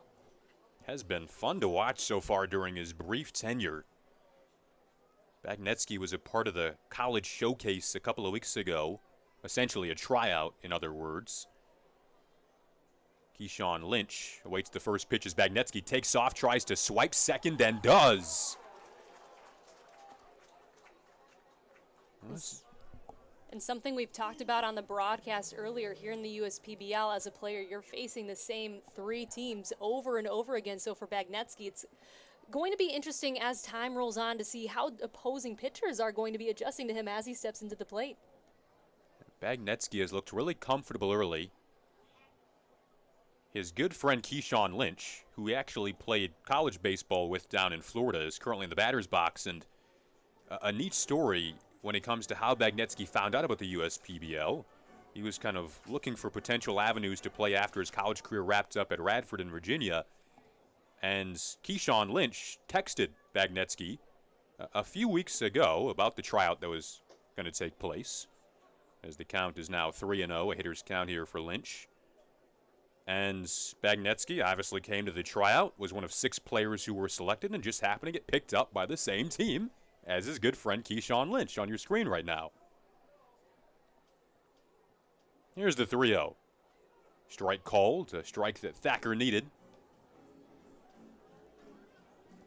Timing has been a major point of emphasis for Lynch. Earlier in the season, his timing was a bit late, then he overcorrected it, being a little bit early. So just a matter of finding that timing and rhythm, especially against a pitcher like Thacker, is going to be crucial. Delivers the 3-run, and it's on the ground. Ranging over is Navarro, who took a spill in the outfield. And he got him in time, so 2 down.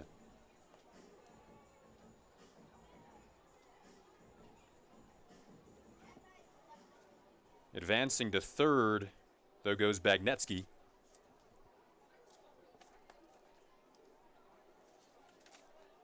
Hoping to give A.J. Coleman potentially a little more insurance to work with. Here is Travis McFarland, who again was batting a team-high .317 entering today. 0 for 2 so far.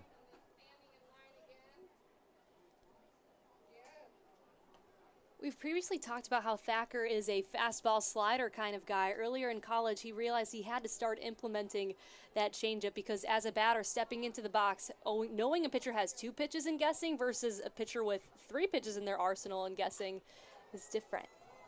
1-0 popped up, ranging over it into foul ground to Spencer McGee, who gets under it to catch out number 3.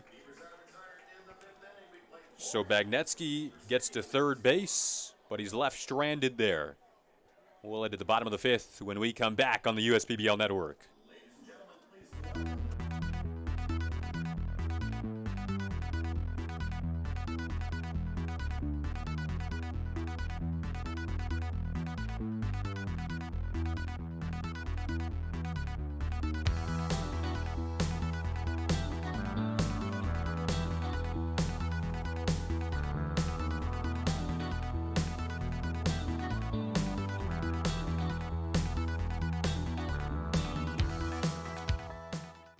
New flooring from the Carpet Guys is as easy as 1, 2, free. 1, just call the Carpet Guys for fast, free, and home shopping. 2, get massive warehouse direct savings. And 3, I mean free, as in 4 years of interest-free financing. That's 1, 2, free, but only for a limited time. So be wise and call the Carpet Guys at 855-4MY-GUYS or visit carpetguys.com today. Be wise, call the Carpet Guys at 855-4MY-GUYS.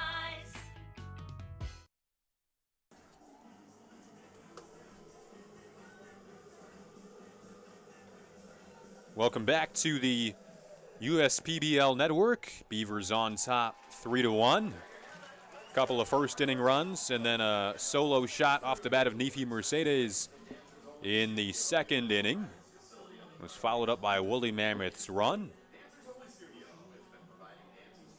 And that homer is kind of interesting in the offensive narrative of this Beavers team, despite having practically all of the lowest team averages offensively in the USPBL. They are second in the league when it comes to extra base hits, only behind the Utica Unicorns. And adding another one on there with that Nefi Mercedes homer earlier in the game. You know, it's interesting you brought up the Utica Unicorns because when we think of the Unicorns, we always think of Drew Galassi because he is an absolute dominating presence in the batter's box. But speaking with Coleman earlier today, he faced the Unicorns up to 6 or 7 times last season, plenty of times this season. He actually had to ask the manager, hey, can I start seeing some other teams? But now since Galassi's on this hot streak, Coleman says, I want to be competitive. I want to see if I can get Galassi out. He's dealing to Norberto Navarro here, and when we asked A.J. Coleman about his favorite part of pitching, he said baseball is a team game with individual matchups. The 1-0 is a strike called 1-1, and it's those individual matchups that he loves. And the opposing pitcher for the Mammoths today, Donovan Thacker, said a similar thing. He said pitching is like a dance with the batter. It's 1v1, and it's a chess match, in his words. Here comes the 1-1. This is bounced too short. Lynch took a bit of a spill, so Mercedes will cut it off. Throw to first, not in time.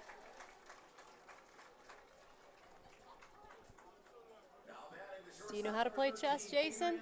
I have a chess board at home. I've always wanted to, but have never really got into it. I do want to, though. That's a mental challenge that's kind of neat to learn. Yeah, you know how to play chess? No, I like checkers. Okay, that works too. I like Connect 4. To I top love you, Connect 4. is the best. It is. I bet Thacker's good at chess. I could see Connect that. 4. First pitch to Guzman. Part of the double play combo up the middle for the Woolly Mammoths. With Norberto Navarro, who is at first base right now.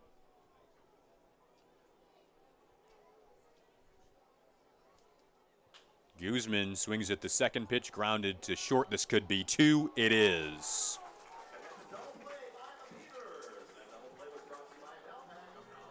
Second time today that the ground ball pitcher Coleman has induced a double play. Now 2 down and no one on the base paths.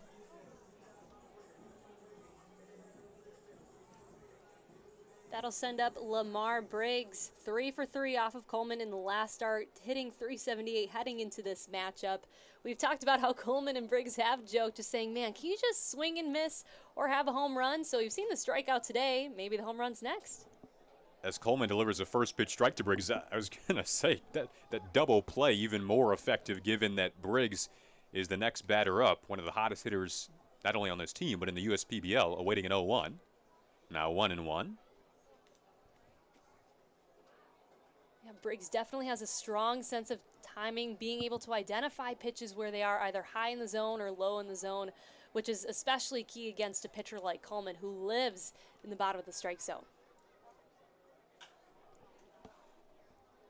1-2 now on Briggs, who saw his passion for baseball start at a very young age, but it was in high school when Briggs decided to kind of fully focus on baseball after being a 3-sport athlete growing up. Said it was just the sport he loved practicing and working on more so than just about anything else. And now finds himself in a good spot right now. 1-2 pitch is swung on. And Shoemaker goes down behind the plate. Not a good sight to see.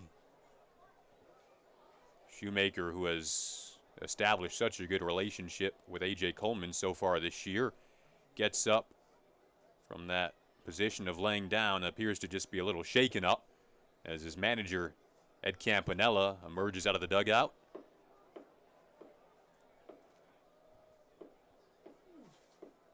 It's not an easy position to play down there.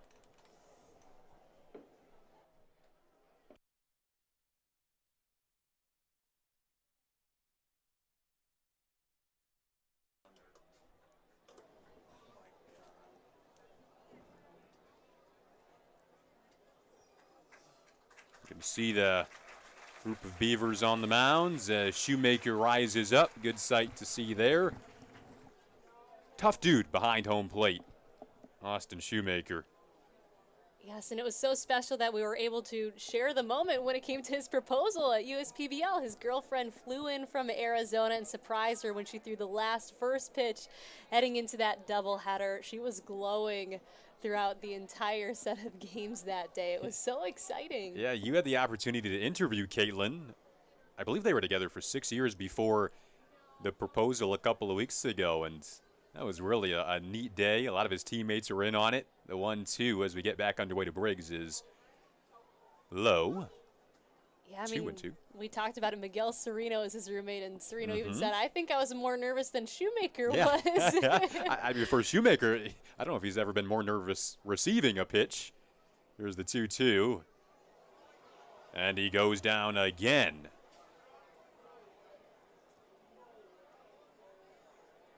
Well, the rough inning for Shoemaker continues here. Now hunched over, gets back up, and deservedly gets another round of applause from this crowd. He and Coleman are always on the same page when it comes to what pitch is going to be thrown, but especially knowing Coleman is someone who likes to live low in the zone. You're always at risk for those stray pitches.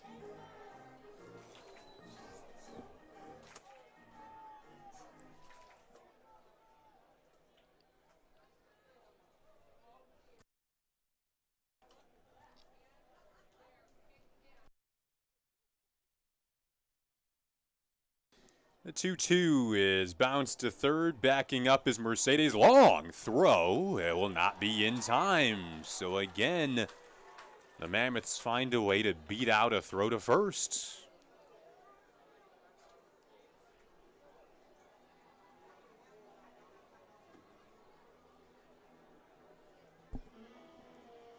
That'll keep this inning going with 2 outs and bring up Trent Bauer for the Mammoths. We've talked about it before. Bauer is extremely aggressive in the box. During his last time facing Coleman, he was swinging at pretty much every first pitch that he was getting. And typically when he has outs, they're hard outs when he's getting the barrel through the zone. So after the infield single, Trent Bauer in the cleanup spot. Step out for a second as the throw goes back to first to keep Briggs honest over there. Coleman has done a pretty nice job of controlling the running game throughout the course of his season so far. More often than not, bags have been stolen and guys getting caught this season. This is over the outstretched glove of Bagnetsky into right field, and Lamar Briggs will have the opportunity to get to third base with 2 outs. We talked about how aggressive Bauer is. Whenever he steps into the batter's box, we could see there he was able to time up the fastball and had an aggressive swing attacking the pitch. Back-to-back singles with 2 outs off Coleman. As Austin Shoemaker comes out to home, and so does Ed Campanella.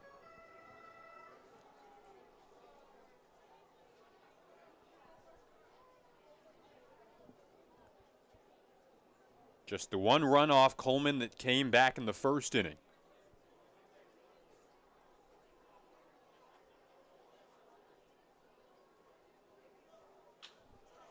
This is on the ground once again, and a little easier this time to retire the side and leave Briggs stranded at third. Still a 2-run game, thanks to the man on the mound, A.J. Coleman. We'll step aside after 5 here on the USPBL Network.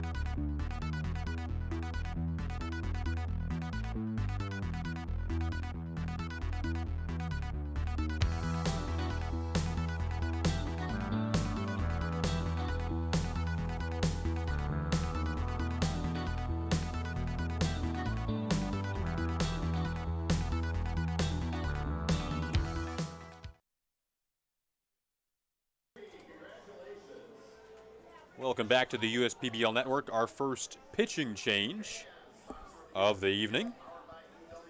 As we head into the top of the 6th, 5 full innings of work for Donovan Thacker, but he will give way to the lefty James Rogers. What we're going to see from Rogers' arsenal today, he relies on his 4-seam fastball up in the zone. He throws that over 54% of the time. Also going to see some sliders and curveballs thrown into the mix. So far this season, he's had 2 appearances throughout 2 different games, and with that, he's only allowed 2 earned runs, has walked 1, and struck out 2. Another one of the newcomers to the USPBL after our college showcase a couple of weeks ago. Again, essentially a tryout. Rogers made an appearance against the Beavers, actually, on the 26th, only allowed 1 earned run, and that was off of 1 hit, which was a home run. Looking to limit the damage here as he takes the mound for the Mammoths. Well, Westside's loss on Friday night to the Beavers snapped what was a 4-game winning streak, a season-best 4-game winning streak. And a key part of that stretch of success had been their bullpen. Up until Friday night, when some late-game runs were poured in by the Beavers, 4 in the 6th to tie it up at 5 apiece, and then the go-ahead run in the 7th that ultimately won the game. But when you examine this Westside bullpen that had been so good throughout the course of that 4-game winning streak, they didn't allow more than 1 run to be scored after the 5th inning.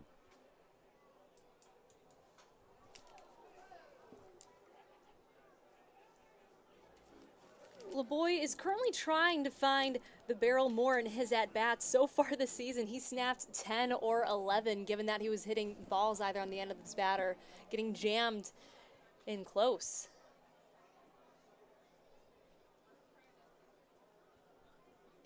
Swings and misses at a 1-1 pitch, now 1-2.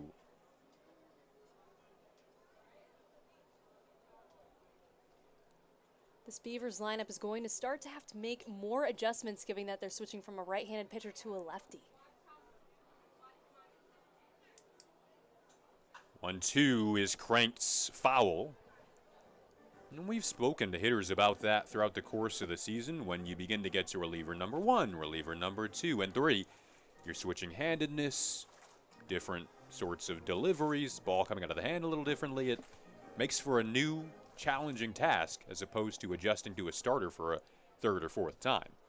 Absolutely, and that's where it comes into play, relying on your reactionary abilities when you step inside of the box to be sure that you're seeing the ball well. Do your best to imagine what ball could be coming your way next. 1-2, lofted to right, ranging over is McKinley to make the catch over near the line for out number 1. Nice hustle by McKinley over in right field, making sure to get the ball on the run.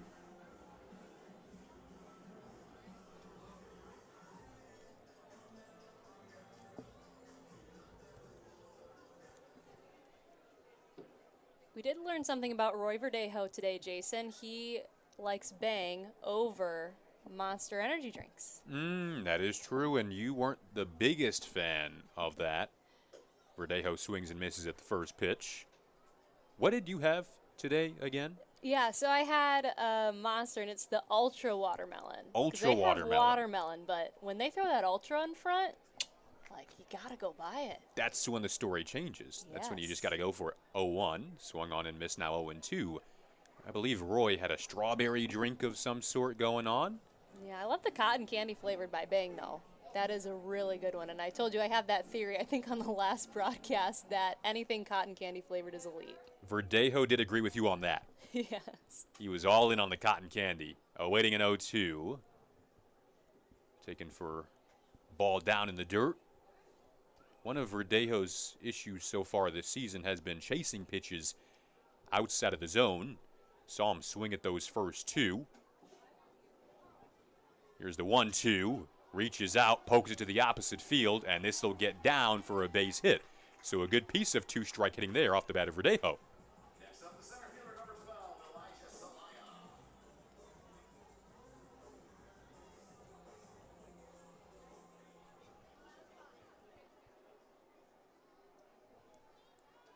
That brings in Elijah Salaya. He has a smaller stature compared to some of the other players here in the USPBL, but he's able to produce that pop off of his bat, and he's the most successful when his hands move quickly through the zone.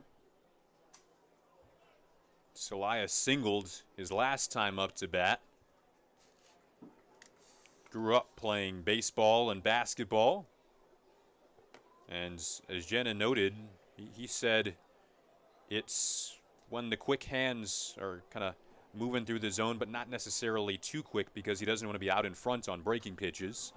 As he pops this one up, it'll get up into the row in front of us for another souvenir. But it's also about keeping his weight back on those off-speed pitches. So in his words, he's not rushing too much. That's the key for him moving forward. After struggling to establish kind of any sort of consistency early on at the plate.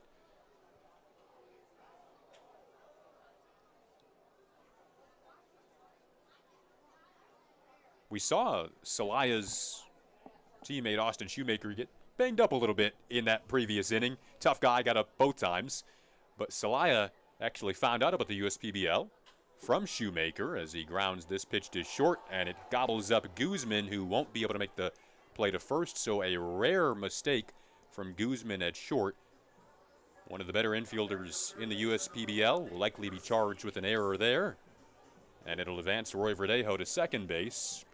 We did talk about the pop coming off of Salaya's bat, so with that, it was a bit of a hard hopper, so we do have to give Guzman credit for at least defending the ball with his body to keep it nearby.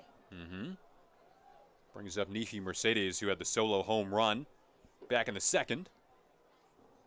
But I was going to note that Celaya found out about the USPBL from Shoemaker, and he was told after his college days that there was some interest coming from Beavers manager Ed Campanella. We go to shot of first. And at the time, Elijah was on the verge of applying to different companies after college to go into the job world, but his family convinced him that kind of has his entire life to look for work and get into the real world, I guess as you'll call it, and said he might as well give baseball a shot. Thought about it for a few days, and now is in the USPBL and chasing his dream after coming over from Arizona. The 1-1. Well, Jason, we do have to talk about this. Elijah Celaya didn't even find this out until he was playing for the Beavers, but Campanella and his grandmother live on the same street. Isn't that crazy? That is interesting. Yeah, what a that small is wild. world. Divine timing, G, as that is grounded into lefts. Runners advance into scoring position, and the bases are loaded.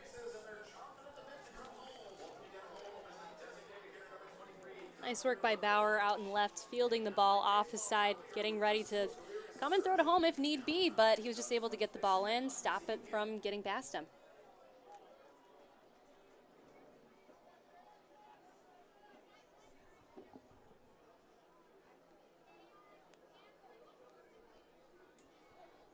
So 3 consecutive hits off of Rogers here. Bases loaded with 1 down. Beavers trying to pad a 2-run advantage.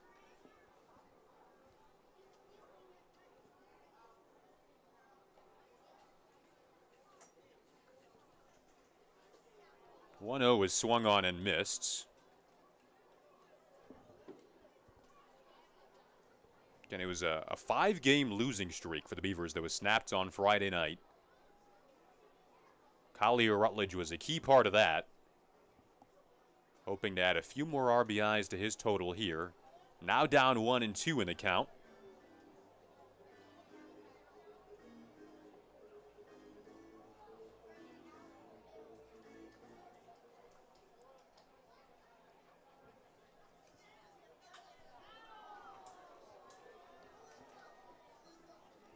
Seems as though Rutledge is still trying to adjust to the different velocity that you see here in the USPBL. When we look at his tendency chart, a lot of the balls off of his bat are being sent to the right side about 67% of the time.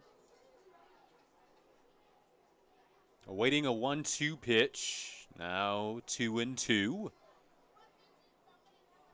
Can a situation like this take you back a bit? Less than 2 outs, bases loaded. Chance to pad the lead. What's going through your mind in the batter's box? Is it different than a normal at-bat with the bases loaded? All that's on my mind really is just making sure to put the ball in play because that can do some damage. But I'd also want to make sure with that as well, I'm taking hard cuts because sometimes those hard choppers can get through the infield. You want to make sure you're trying to avoid a double play as best as you can. Staying aggressive yet smart is crucial. Rutledge singled back in the second. Here's the 2-2. He'll stay alive. Swinging at a pitch inside. Now the counts remains 2-2. And Rutledge has come up clutch in previous games before when we look at what he's been able to do in the box.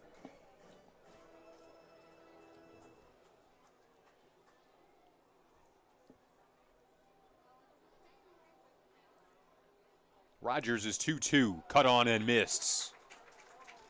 His first strikeout of the evening is a big one for out number 2 as he tries to wiggle out of this bases loaded jam.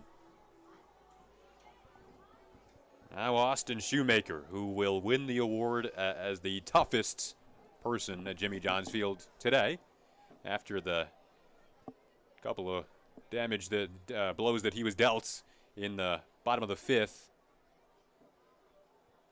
During his catching duties, but right back up to the plate to hit once again. One of 2 lefties in this lineup. Back-to-back lefties with him and Connor Bagnetsky on deck if Shoemaker does reach here.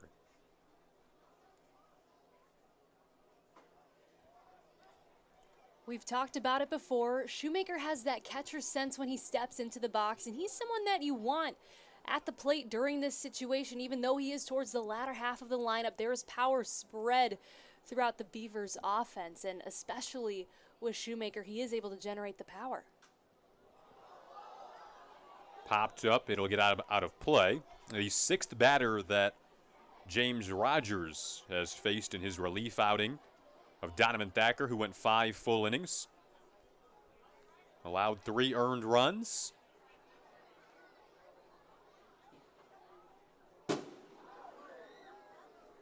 One, 2 is fouled off once again. An advantage for Shoemaker as well as that lefty versus lefty matchup. Previously in the game going up against a right-hander in Thacker. Now he has that better eye at the plate to be able to see the ball better during its delivery.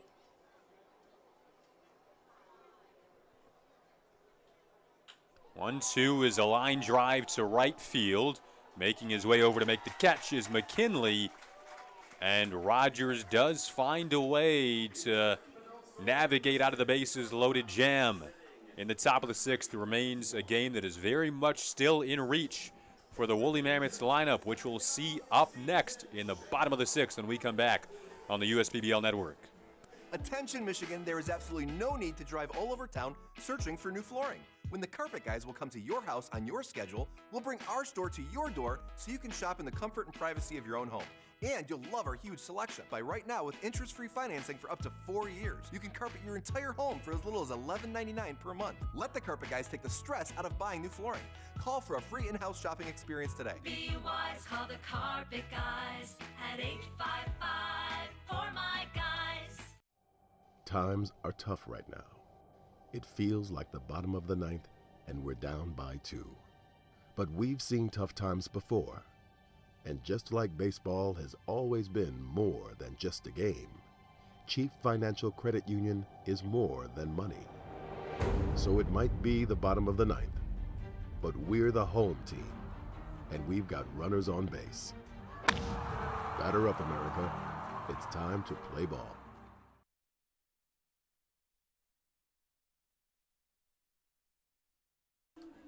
Welcome back to the USPBL network. A lefty for the Beavers will now take over in relief of A.J. Coleman. It's Charles Donovan, Jen.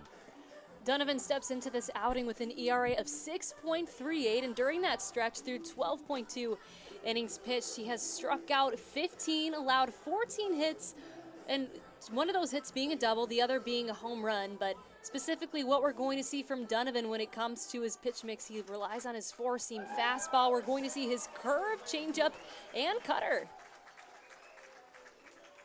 One of a couple lefties available for the Beavers today, in addition to Edgar Cuevas. After Coleman lasted 5 innings, his second consecutive start going at least 5 innings. Just 1 earned run, but that 5th maybe went a little longer than he would have liked, so he'll give way to Donovan.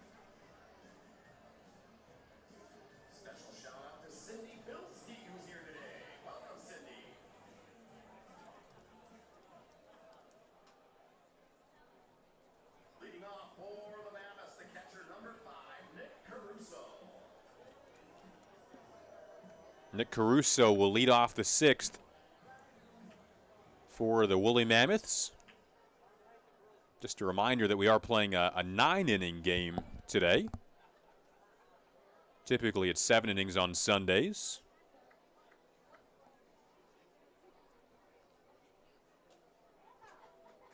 Caruso swings and misses at Donovan's first pitch of the evening. Caruso is 1 for 2 on the day, 1 single.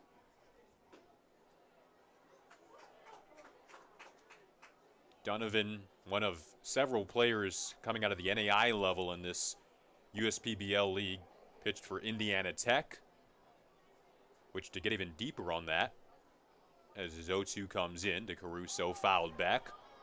A lot of players out of the Wolverine Hoosier Athletic Conference, which consists of schools like Indiana Tech. We've mentioned Madonna, where the starter for the Woolly Mammoths pitched, Donovan Thacker. Lourdes is another school that's prominent throughout the league. 0-2 count. Caruso will watch Austin Shoemaker snare that pitch in the dirt. Just waiting for some Lawrence Tech grads to filter on through. We've got That's two true. LTU alumni here couple today. of Blue Devils in the booth today. Yep.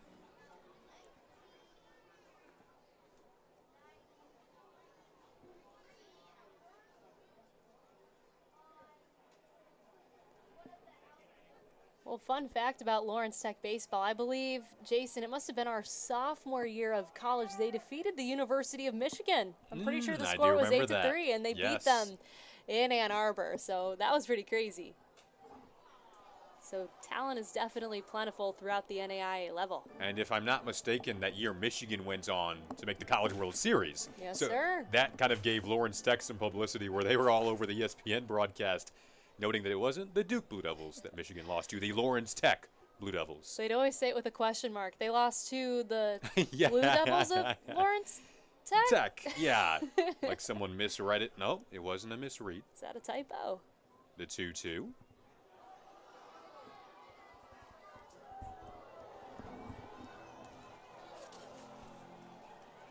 Due up after Caruso is a former Indiana Tech player and Spencer McGee, so a couple of former teammates will face one another in the next plate appearance. And then Colton Horner. This is laced to lefts, roaming in to make the play is Verdejo. Nice poke by Caruso, though. We could see he was able to bring his barrel around the ball and just send it into left field on his pull side. Showcasing the plate coverage there. However, it's Roy Verdejo again in left to collect out number 1. That brings up the aforementioned Spencer McGee, who's playing first base today, a switch hitter. McGee he really showcased his power numbers in college. Had 11 homers as a senior, all of which came from the left side of the plate. Batting righty here against the lefty Donovan, the 1-0, now 2-0.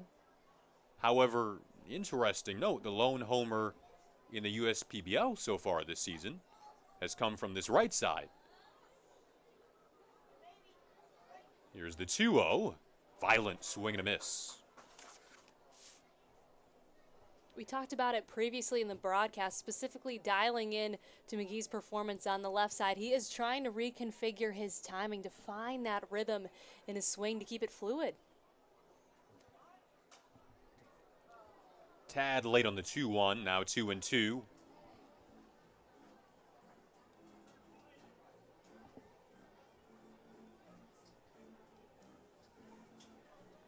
McGee, another one of the fun personalities in the USPBL. Really nice guy to chat with.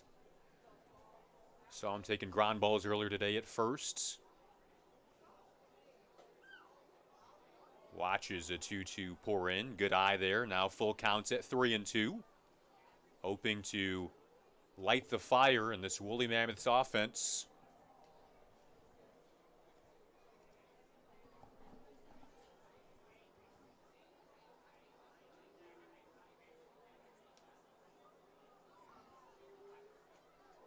Believe that clipped him. He's going to take a free pass at first. Saw previously Bigford being hit by Coleman, now McGee by Donovan. That'll bring up Colton Horner, who has reached first base in each of his first 2 plate appearances. Oh, they're actually going to say that he is fouled off, so did not connect with him. So instead, the count should still be 3-2 here. And there is the 4th ball to give what we can now write down is a free pass to first for Spencer McGee. Would definitely rather get to first by way of a walk than being hit by a pitch. I'm not cut out to get hit by a pitch. I don't know. I don't think I could do it. Bruce pretty bad, especially with the don't they? velocities that we see here in the league. Yeah. Ew. A 90-91 average on fastballs, and yeah. I hear the bruises stick around for a couple of weeks too. I mean, sometimes just carrying my bag into Jimmy John's field, that bruises my leg when it just slams up against it. So I can't imagine a fastball coming at me like that. Ew.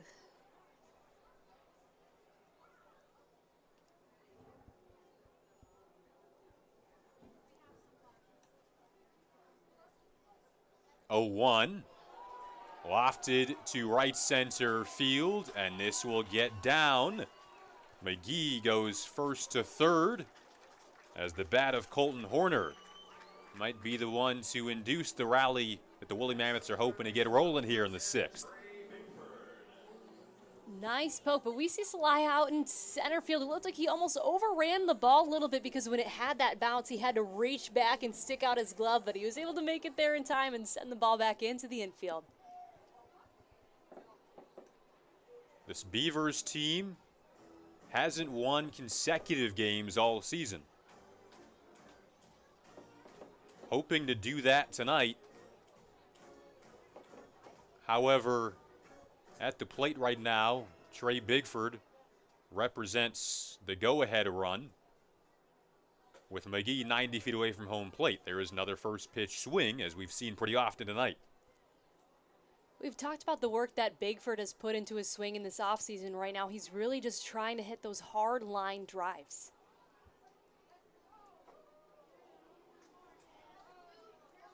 Another violent hack now, 0-2.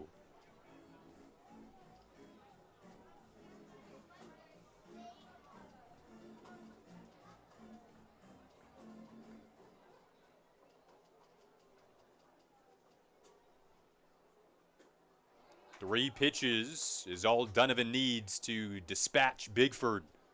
Now 2 down. We saw James Rogers, who came in relief of Donovan Thacker, work out of a bases-loaded jam with 1 out in the top half of this 6th. We'll see if the new reliever, Charles Donovan for the Beavers, can maybe replicate that here in the bottom of the frame. Interested to see what Navarro does in this at-bat. He's currently hitting .286 against lefties. Another first pitch swing and another first pitch miss. 0-1 the count to Navarro.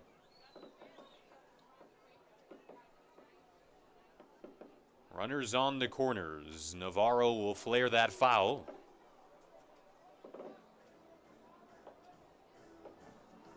As it begins to sound like a 4th of July night here in Utica.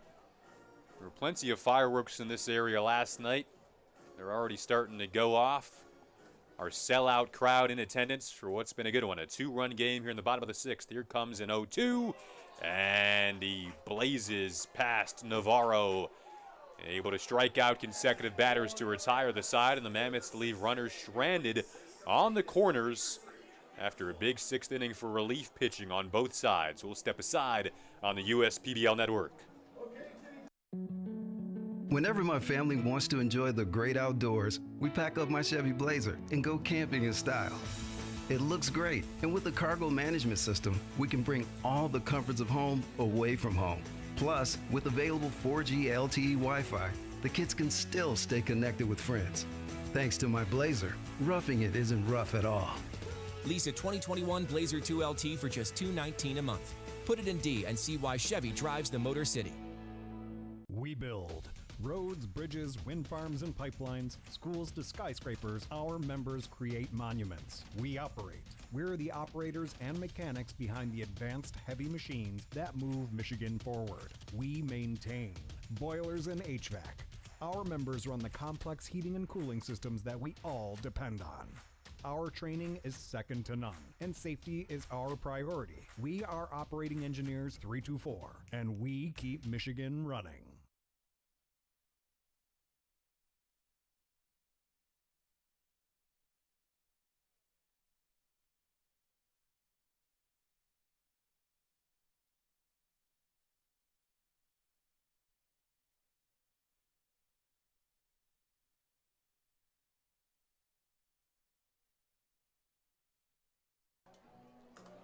Welcome back to the USPBL network. Second relief pitcher of the evening for the Mammoths. It's Colin Ledbetter. Ledbetter takes the mound with an ERA of 4.34 this season. So far through 8.1 innings of work. He struck out 8, has allowed 7 hits, and has walked 8 batters. So command and consistency is going to be key for Ledbetter during this outing. He typically relies on his two-seam fastball, lives low in the zone, similar to Coleman, also operates off his slider and his changeup. So we're going to see plenty of off-speed pitches and breaking balls here from Ledbetter. He comes after Rogers, who again navigated out of that bases-loaded scenario. Ledbetter could be another guy inducing soft contact, as we talked about. Should we join in on this singing, Jen? We're going to be singing pretty soon, by the way. Oh. 7th inning stretch coming up. Favorite part. Your favorite part of the Favorite broadcast. part. We'll be in sync. Oh gosh, it's coming up. It is. Like I knew it was, but it hit me when we got to see the scoreboard up there. Huh. I should start warming up my vocals. I remember you were saying it's best for your throat to avoid cold drinks heading into a broadcast. My stuff is pretty warm at this point. Don't open the door for me on like medical vocal tips for people, because I'll just crack it down. Another good one. Never try to really clear your throat if you don't have to, because that's essentially the equivalent of screaming. That's so if you clear your throat. crazy. Yeah, it's not good for you.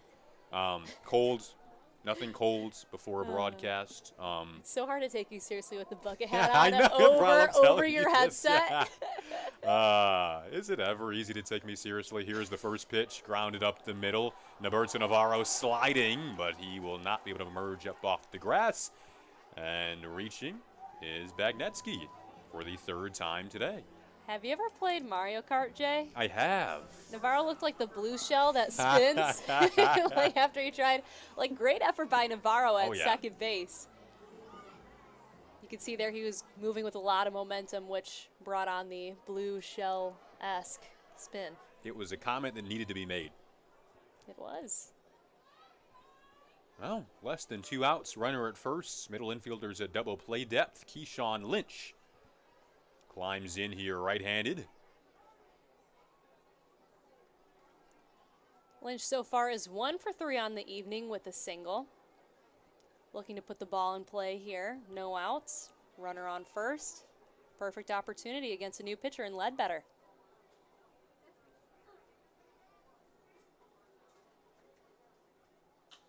Lynch delivers the first pitch up in the air. Camping under it and making the grab in left is Trent Bauer. Bit of a long haul for Bauer to make his way over right in between. He's in left center there. You got Guzman over at short. You played in left. What do you think is, I guess, harkening back to those days, what was the most challenging part of that position? The most challenging part of that position was the tail on the ball when you had righties who were pulling. Because growing up, I played center field primarily, so I was used to line drives or most of the time balls that were falling into the gap to not have that tail on it. So it was a strange adjustment. I felt really silly my first time in left field because it had a big tail on it and I was not set up correctly. But those days are behind us, Jason. Now I just mess around in the kids' corner when I come to USPBL wiffle ball and speed pitch. While wearing a bucket hat. While wearing a bucket hat. Can't forget about that part. Oh, the glory days. McFarland awaiting a 1-0. And heading to second is Bagnetsky. For the second time today, he will steal a bag. Travis McFarland in the batter's box right now. Native of Corona, California. Began his career at Vanguard University, where he wasn't getting a lot of at-bats, wasn't playing much. His hitting instructor at the time said, do you want to not keep playing or do you want experience? So he transferred to Clark University in Iowa, had never been to Iowa, after living in California his entire life. After that pitch is down in the dirt, scurrying back to second goes Bagnetsky. Immediately settled in, though, at Clark University. A lot of extra base power on display, had 13 homers, 10 doubles, 48 driven in his senior year. With a .301 batting average, was known as Big Trav, 6'3", 245, as you can see there. However, only played baseball, said that Football, it wasn't quite his territory. However, you could probably imagine him as kind of maybe a fearsome fullback or running back if he did play that sport, as he will take a free pass to first. In his free time, loves the hiking outside, especially during summer. Heads back to Cali during the winter. Much warmer. You know, we were just talking about dual sport athletes on the note of, you know, you speaking of football. I always love that in the game of baseball, because having the opportunity to play other sports and being able to strategize, reading different angles, especially in basketball. I feel like basketball players always make very phenomenal baseball or softball players, but to have that experience can just make you more well-rounded. Christian LeBoy at the plate now. A ball to him.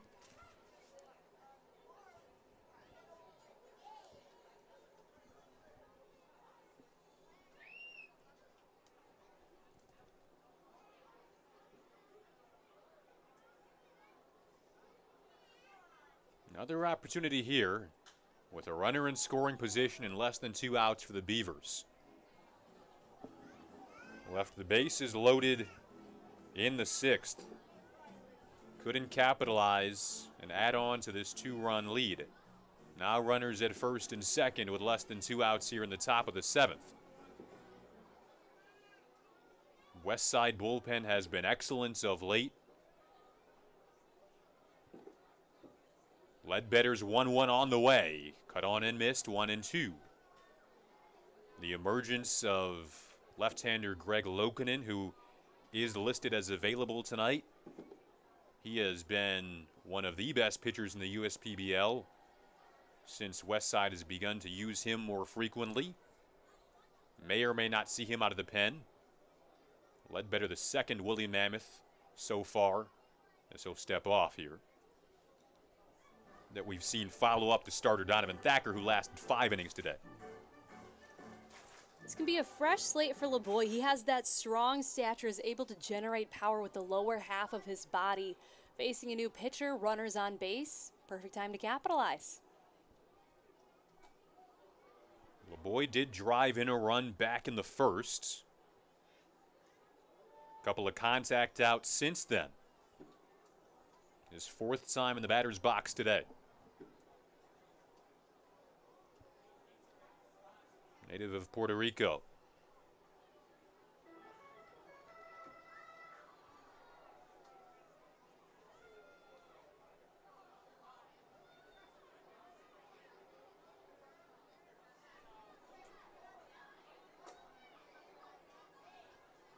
Bagnetsky at second base, McFarland at first. Bagnetsky has plenty of speed. We saw him steal seconds earlier in this frame.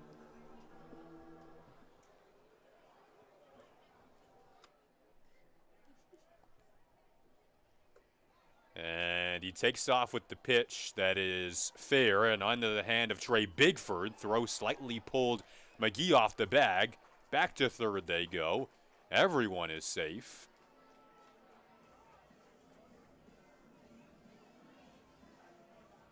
That initial throw to first just kind of took McGee off the bag slightly, and for a second consecutive inning, the Beavers have him juiced up with less than 2 outs. Throwing on the run for Bigford is one of his specialties, but as you noted there, Jason just pulled McGee a little bit off the bag. Seen some nice plays from Bigford so far during this game.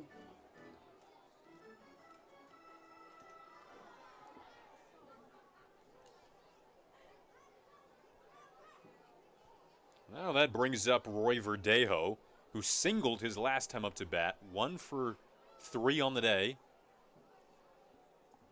Has showcased his power throughout the season. Again, had a 2-homer game earlier this year that earned him Player of the Week in the USPBL. So the pop is there as he takes a first pitch strike.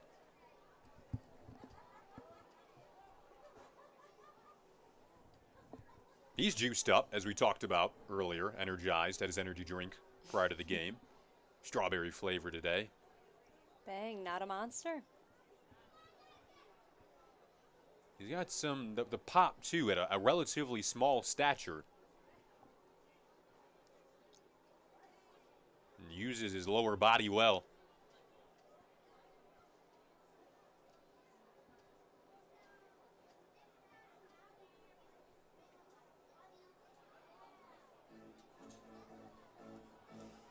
Verdejo can time the ball well. 59% of the time, he's sending the ball to straightaway center, and he has some depth to it, some power in that bat, as we talked about before. Most of them have been hard outs, but if he's able to find one of the gaps, he can send it a little bit to the left, a little bit to the right, then we're going to see some runners moving around here at Jimmy John's Field. Verdejo usually swings pretty early in the count.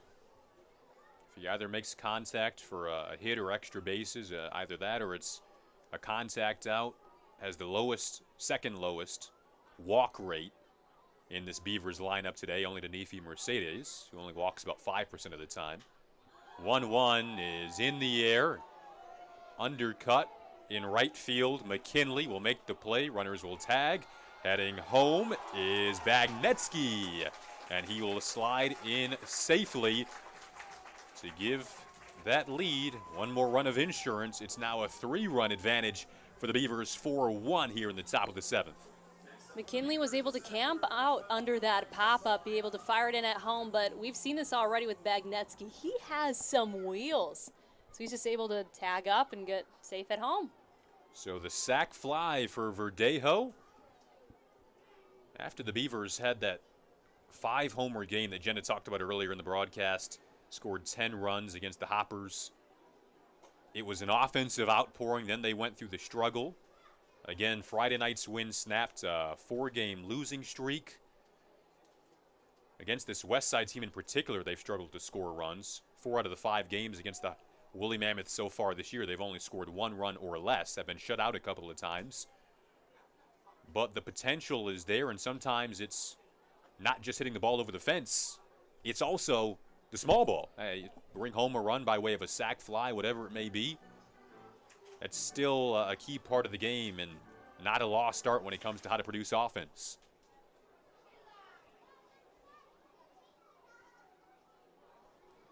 Elijah Celaya awaiting a 2-0. Now he has a hitter's count at 3-0 against Colin Ledbetter.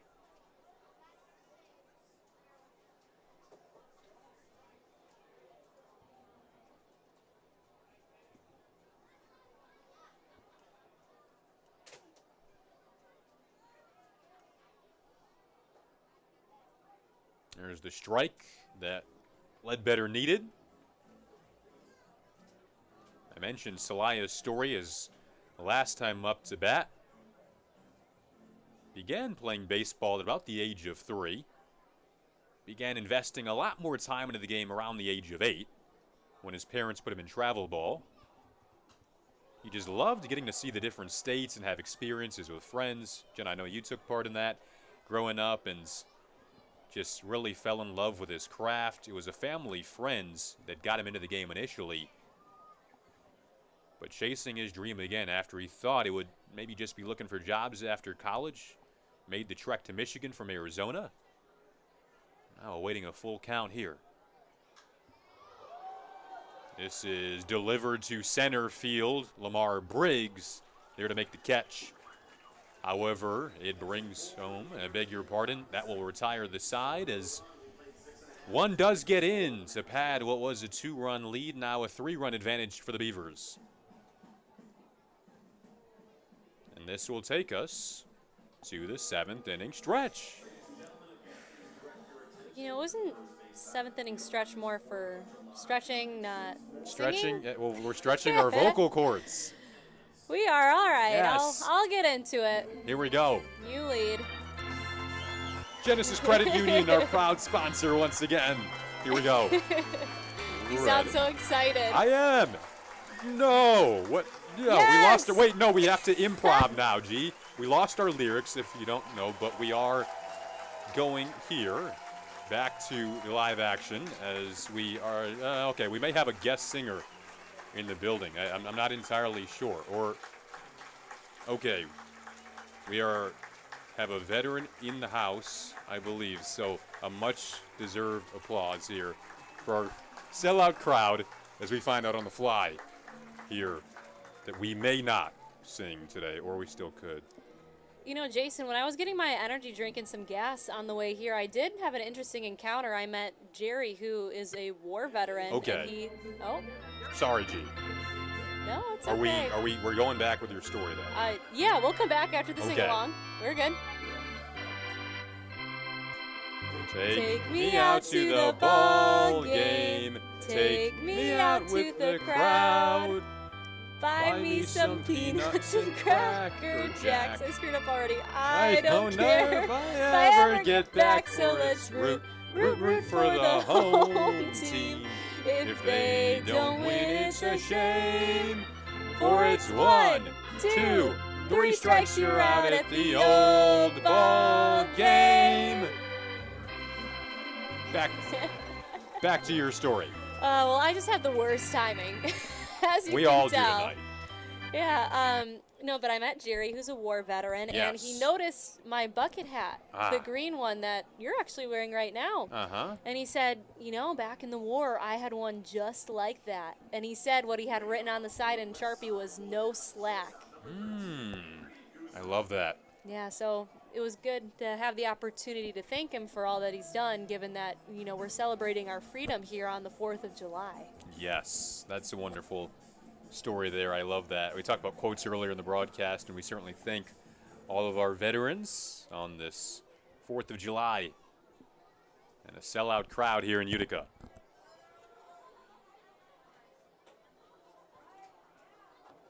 First pitch strike to Guzman.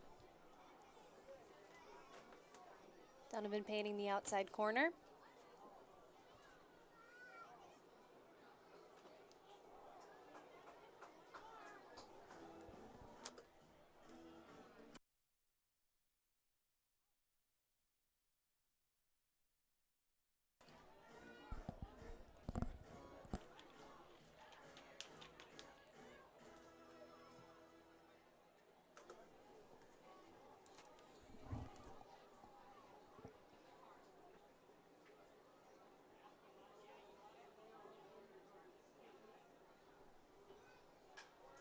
Guzman delivers the second pitch in the air to center. Underneath it is Elijah Salaya. Out number 2. Your pardon, out number 1. You really gave it your all and take me out to the ball game, huh? I did, didn't I? Have to mentally recoup after that. I know. Lamar Briggs up to bat now.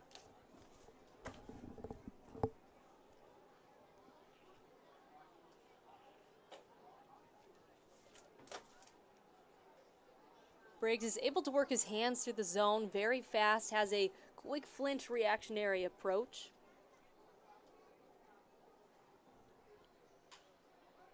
One-0 is past Donovan. Behind the second base bag, Bagnetsky delivers to first in time. Bagnetsky continues what has been a sparkling evening both offensively and defensively. Briggs mid-air after touching first base was calling it safe there. He is not happy with that one. He's had a couple of close calls today, whether it's the strike zone, the strike first base zone. bag. Yep. He and Coleman are going to have a lot to talk about at Backers Pool. There we go. That sounds like the post-game plan for them today.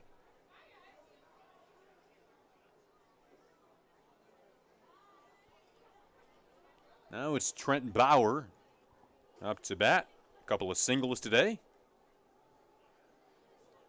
We've talked about how aggressive Bauer is whenever he steps into the box, but he has the ability to not chase pitches. He has good quality control.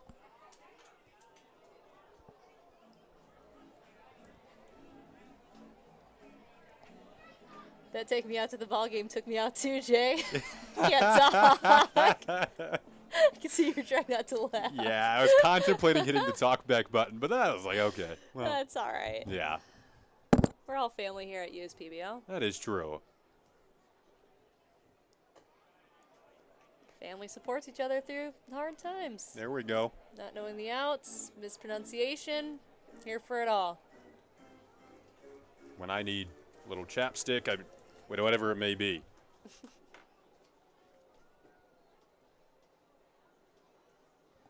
The 2-1 count now.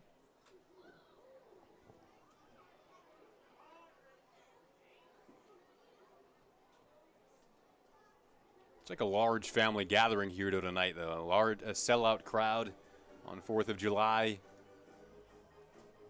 Wonderful festive night. The spectacular fireworks show coming later. Yes, as a part of our Auto Lab post-game show. You can stick around for that. 2-2. Swung on and missed. Struck out Bauer to wrap up the 7th. So Donovan's second inning of work will send us to the top of the 8th when we come back. A 3-run advantage for the Beavers. First State Bank is a locally owned and operated business. We're part of your community. At fsbcares.com, you'll find ways that we're making a difference by featuring locally owned and operated businesses, providing access to helpful financial resources, and engaging with community. FSBcares.com is part of our commitment to the neighborhood because strong neighbors mean stronger communities. Where good neighbors do great things. Member FDIC and Equal Housing Lender. As your neighbor who works at Ascension, Michigan, and a cardiologist who's practiced for more than 20 years, I'm going to keep asking, how are you feeling today? Your care can't wait. Getting care sooner can mean catching things before they get worse. At Ascension, Michigan, our ERs and our hospitals and other sites of care are maintaining strict precautions for your safety. Studies have shown that people will get care sooner if they're encouraged by their doctors, family, and friends. Get the care you need at getascensionmichigancare.com.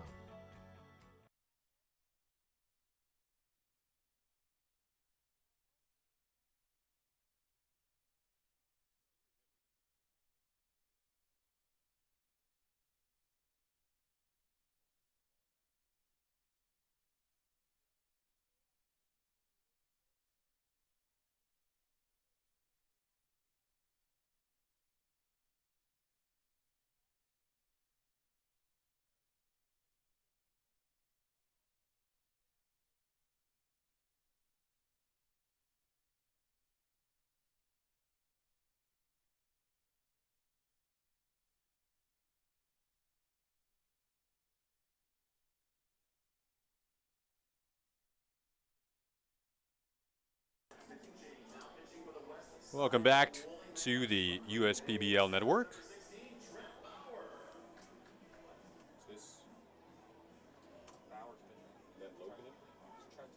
Trent Bauer's pitching. The pitchers Do we? A look at Trent Bauer, who will now take the mound here in the top of the 8th inning. 4-1, the Beavers lead. Well, when we look at Bauer offensively, he loves to attack pitches coming his way, so he has that same mentality when he's on the mound, making sure that he's attacking the zone. Not sure what specifically is in his arsenal, but we got to assume there's a fastball in there, right? That's true. And something off speed, maybe a breaking ball. Guess we'll just learn with you guys, right? Safe bet, one of the two-way guys in the USPBL, Trent Bauer. Yes, he has not had an official outing so far this season, I believe. Started the game in left field today.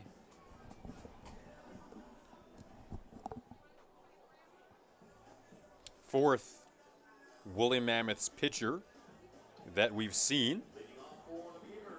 Rogers pitched an inning in relief of Thacker, then Ledbetter came in, pitched an inning, and now it's Bauer in this bullpen by committee approach for the Mammoths as they try to keep their offense in it.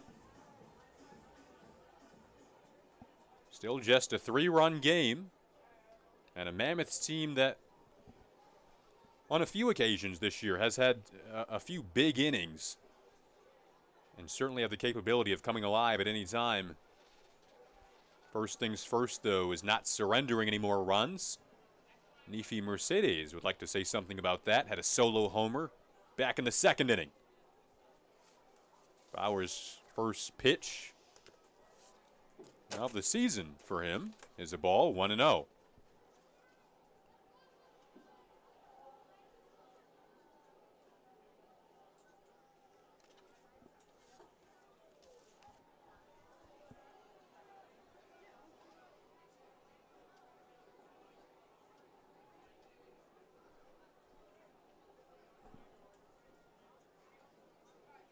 1-1 from Bauer out of Western Illinois. Now 2-1 against Mercedes, whose older brother, Yerman Mercedes, you might be familiar with that name. 2-0 is swung on and missed. Now 2-2. Beg your pardon, the 2-1. So Yerman started the season with the White Sox, got off to a red-hot start after they were dealing with plenty of injuries. And then since Yerman has cooled down a bit, was recently sent down to AAA Charlotte. But good bloodlines in the family. However, that's been the issue so far for Mercedes this season. Swinging at pitches out of the zone and goes down swinging there. Nice work by Bauer on the mound.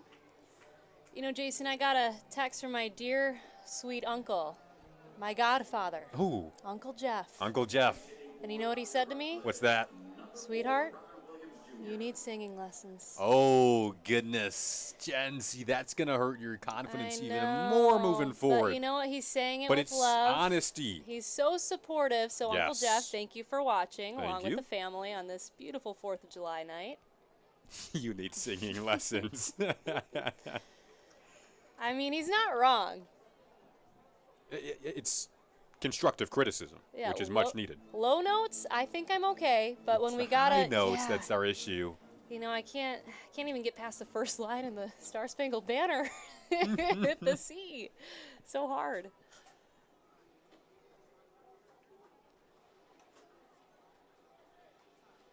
Ron Williams Jr. pinch hitting here. 1-1 count with one down. And he delivers a line drive into right center field.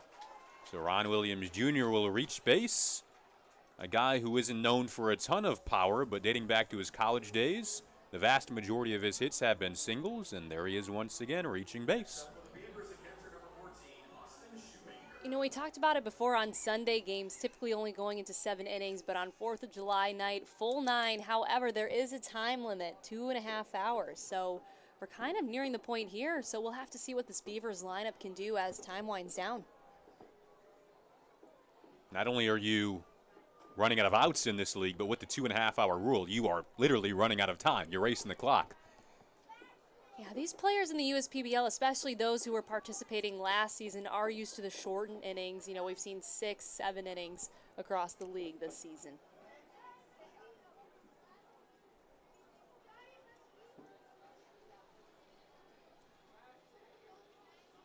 Shoemaker awaiting the 0-1. Taking off to second is Ron Williams Jr., and they got him in time. Nick Caruso making his first start today behind the dish at catcher for the Woolly Mammoths. A nice throw down to second and a wonderful read defensively as a rare caught stealing takes place. Throughout the course of the season so far, last night the number was 49 out of 42 successful, 49 out of 52 successful stolen bases throughout the course of this USPBL season. So now it's 49 out of 53. So just, in other words, the fourth time all season that a runner has been caught stealing.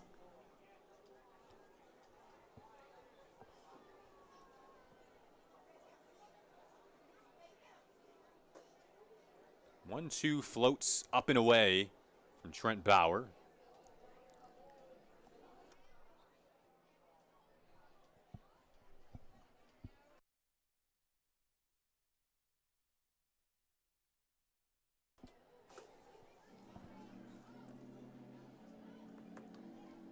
Two the count now. Bauer looking pretty calm on the mound. Again, mentioned this, just his first appearance as a reliever so far this year. Began the game in left field. Has been in the DH role, has moved around, and now really showing some flexibility. Shifting over to pitcher. Right-hander comes home with the 2-2. Popped up into foul ground. Couple of Woolly Mammoths chasing after it, but it gets up and out of play.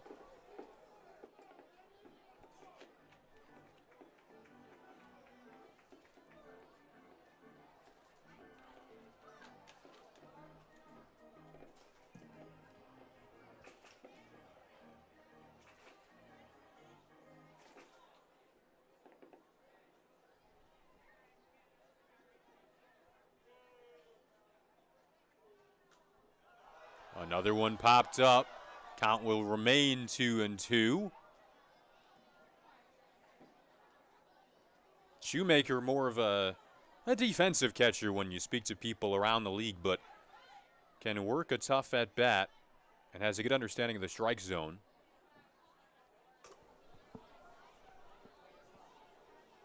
2-2 is low. Beg your pardon, that was the 3-2. And a free pass to first. I always do enjoy seeing that pitcher-catcher matchup. The understanding of the catcher to the pitcher or whatever it may be. We talked about Coleman having hit from the left in his earlier days, the pitcher who started today for the Beavers, and just that dynamic and the mental side of baseball is so interesting and fun to watch. That was something that A.J. Coleman talked about with us earlier today, is just how much he loves the mental side of the game. And, baseball is mostly that. First pitch to Bagnetsky, who has been a wonderful spark in this Beavers lineup today. Now 3 for 3 on the day with a couple of stolen bases as well. 3 for 4, beg your pardon. But producing and really doing some damage.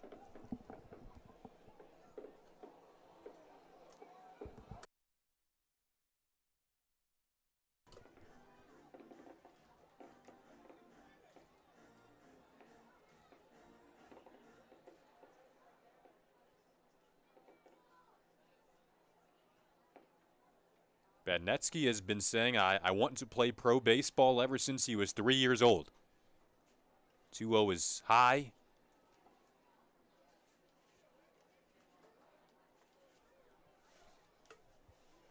Jen, you asked him about the weight room and how much work outside of just what you do here needs to go into this, because he noted that, yeah, you get a lot of you get experience here, but it's just maybe once or twice each weekend, so you do have to do your work outside of just this facility. Yeah, and along with that, flexibility is a huge point of emphasis for him. He wants to get as loose as possible in addition to strengthening his legs and his core, does yoga in times, and with his personal trainer in Florida, she preached him how important legs and core are. This one will sky foul. Something else that Bagnetsky talked about us with yesterday is we've touched on meals a couple of times. His go-to almost every day, not only before game days, is Qdoba or Chipotle. You know, I even said this to him on the call. Chipotle is superior to Qdoba. I'd have to agree with you on that one. Now, he did have a good mentality about it as he takes a free pass to first and reaches for the 4th time today. He said it kind of depends on where you are. Like, if there's a Chipotle near me, I'm going Chipotle. If there's a Qdoba, but you're making the drive to Chipotle. That's what you're saying. It's not like a, I'm going here. It's you're making the drive. In the analyst chair, let me break this down for you. Your floor. Okay. Qdoba, their rice is not as soft as Chipotle's. Their cheese is not as soft as Chipotle's. Ooh. And I think the meat is marinated better at Chipotle than Qdoba. And for me, I'm a very big cheese person. Mm-hmm. As you can tell, this is an incredibly important subject to me. Yes. So, I guess that is that. Drop the mic. Take off the bucket hat to drop the headset. Dropping the mics, G. That was a much-needed breakdown. And good night, Jimmy Johns. Yeah, yes. No fireworks tonight. No. That is awesome. Oh, man, fireworks going off in left field here at Jimmy John's Field. How often do you get to call the baseball game with just fireworks casually above the left field lights here and turn it into a wonderful night? I wonder how distracting that would be for Yeah, players as they go on. Batter in the batter's box. I'm not saying that I'd be watching the fireworks instead of hitting, but I'll say I would if I was in the batter's box, but that's why I wasn't in the batter's box. Like, I'd want to send a ball to the fireworks. That's you know? a good aspiration to have. Or if you make contact with the ball right as a firework goes off, or it, like, you hit a home run and it goes over the fence as a firework goes off. That can make for a picture-perfect shot. Wow, I hope this happens. 2-2. Keyshawn Lynch in the batter's box now, and a strike called. A called third strike to wrap up the top half of the 8th. Woolly Mammoths lineup has a big half inning coming up on the USPBL network. Don't go anywhere. 3-run game. There's nothing better than a ball game at Jimmy John's Field and a cold beer from Midland Brewing Company. Hi, I'm Kyle, the head brewer at Midland Brewing Company, here to wish you a stellar time making memories at Jimmy John's Field. And we hope that you're living it up with a Copper Harbor Ale in your cup. You can find more of our selections here at the ballpark and around town at your favorite bottle shops too. We hope you have a ball at the game, and remember, enjoy responsibly. Let's play ball. At Fifth Third Bank, we're working hard to make banking a Fifth Third better. With free checking and fraud protection services, 166.7% is possible. 166.7. This is banking, a Fifth Third better. You hear about the promo that Jimmy's John's got going on? 5 off 20? How they pulling it off? Magic? You got David's Copperfields in there? Show yourself, Copperfields! Jimmy John's. $5 off orders of 20 or more. Well, we head to the bottom half of the 8th, which, due to the 2.5-hour time limit on our 9-inning games, will be the final half inning. Unless the Woolly Mammoths tie it 4-4, then we would play a top of the 9th with a runner starting at second base. But the task right now for the Woolly Mammoths is at least scoring 3 runs if they want any sort of continuation tonight.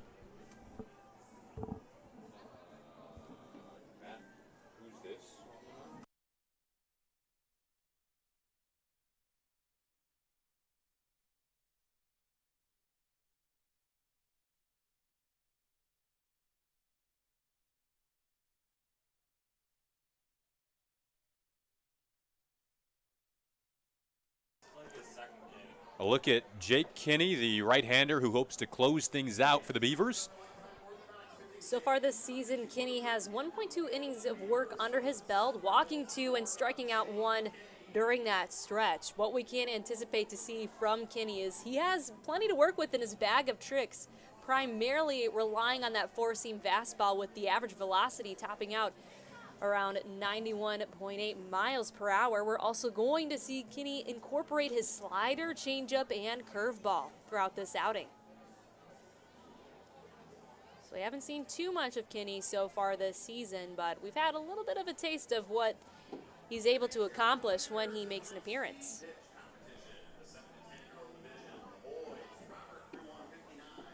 As you can see, the fireworks now going off in your shot. Left field, center field, and right field have got fireworks rolling here in Utica.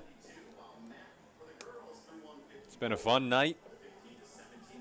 Got off to an entertaining start. Beavers scored 2 first-inning runs off of Donovan Thacker. Backed that up with a solo homer in the 3rd.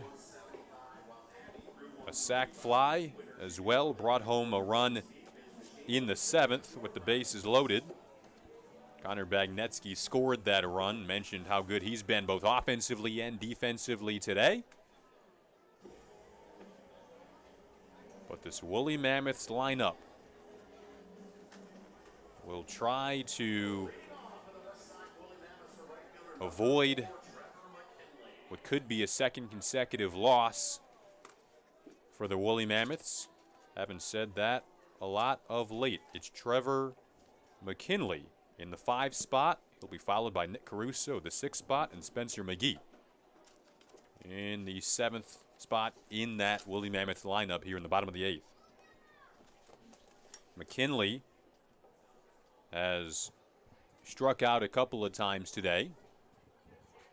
Swings and misses at a 1-0. Got a piece of it, 1-1.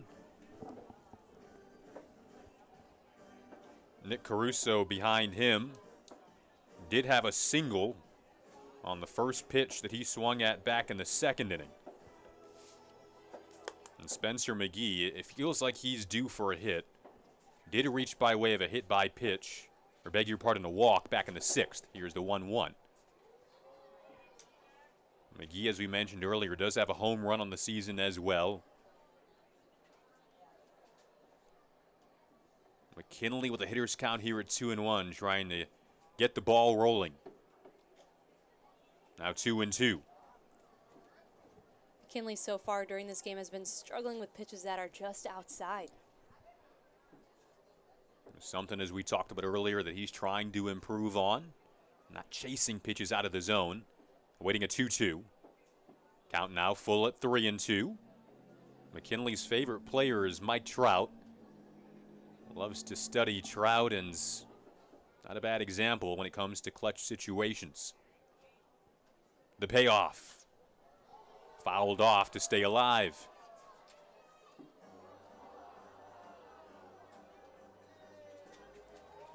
With the time constraints, this is definitely his last chance of the game to do something. 0 for 3 on the day so far for McKinley. McKinley told us his favorite part about hitting is when he hits it solid. Be a pretty good time to do that. 3-2, lined up the middle to center field. Tracking back to make the play, however, is Elijah Salaya. Nice timing by McKinley. That was definitely a nice poke out to Salaya out in center field. Brings up Nick Caruso, who's doing the catching today. It was his first time catching the Woolly Mammoth starter, Donovan Thacker, who allowed the 3 runs early on in this ball game, 2 in the first, 1 in the second.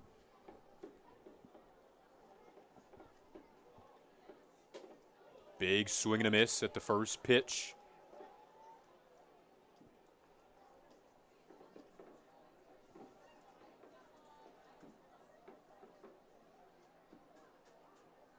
And Jake Kinney with the 4-seam slider changeup mix, the 0-1. Goes off speed that time at 75 miles per hour.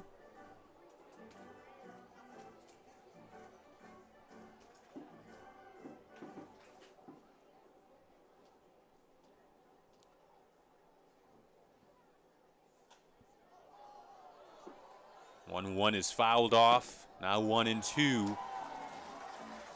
Caruso does have some power, and it's not too late for our plan to come to fruition, Jason, with the fireworks blasting off in the distance. If a home run was just, sent over the fence at the same time one was going off, that would be a nice way to cap off the game. They're going off everywhere now. Yeah. Center field, left field, right field.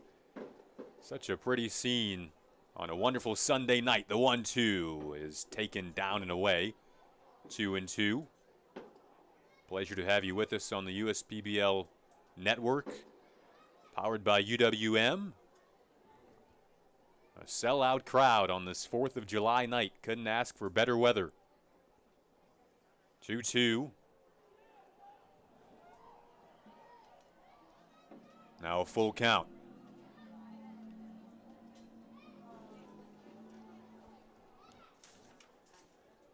Beavers hoping to win consecutive games for the first time this season. This is a high hopper into the glove of Bagnetsky. Slings to first in time.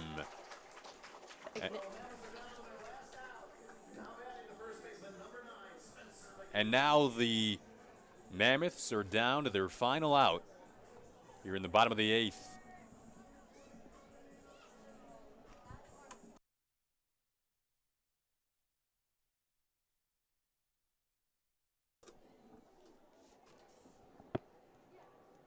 Brings up Spencer McGee with nobody on base, hoping to get some 2-out magic here.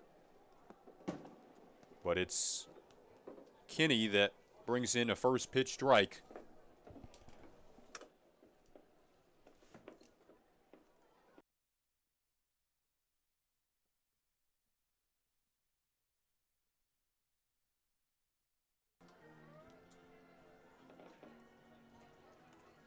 Now theoretically 1 strike away from a 4th of July victory. Remember, we have our Autolab post-game show coming up. Jenna will chat with the player of the game, so stick around for that. Here's the 0-2. This is delivered to left. Roy Verdejo is awaiting the final out of the game. 4-1, the final in favor of a Beavers team that's finding a little groove, a weekend sweep of the Woolly Mammoths on this holiday night, as the kids will pour onto the field now to celebrate with them. 4 runs, 12 hits, no errors to wrap things up for the Beavers after 8. Again, the 2.5-hour rule coming into play, so that is the ends of tonight's matchup between the Beavers and the Woolly Mammoths. Results in a 4-1 victory for the Beavers, who improved to 5-10 on the season.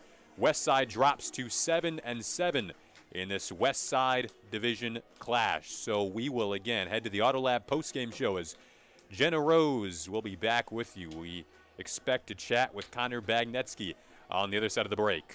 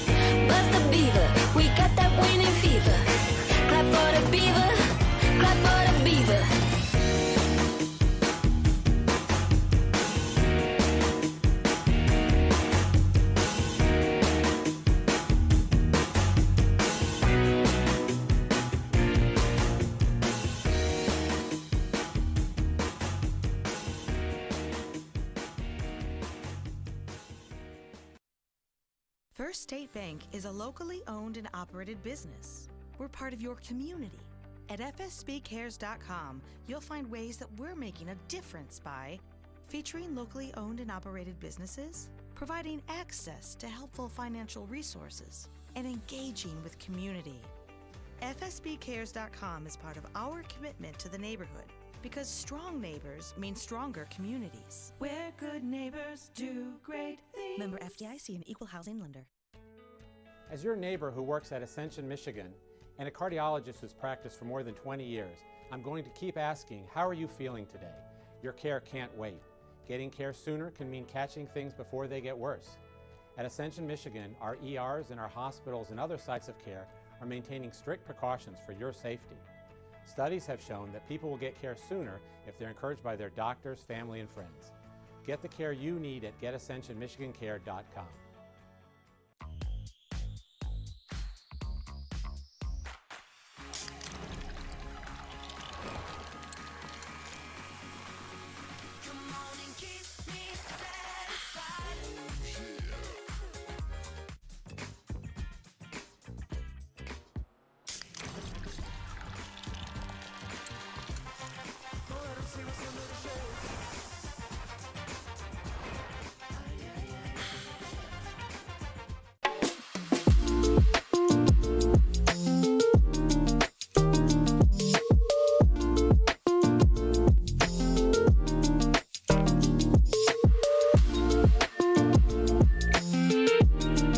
About the promo that Jimmy's John's got going on? 5 off 20? How they pulling it off? Magic?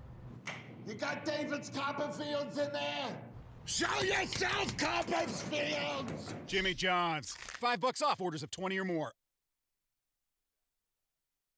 I'm all in with HR and Organizational Development Council. I'm all in with Marketing and Business Development Council. I'm all in with Operations and Member Experience Council. I'm all in with CEO Council. I'm all in with Lending Council. I'm all in with CFO Council. I'm all in with Technology Council. Our credit union is all in with CUNA Councils.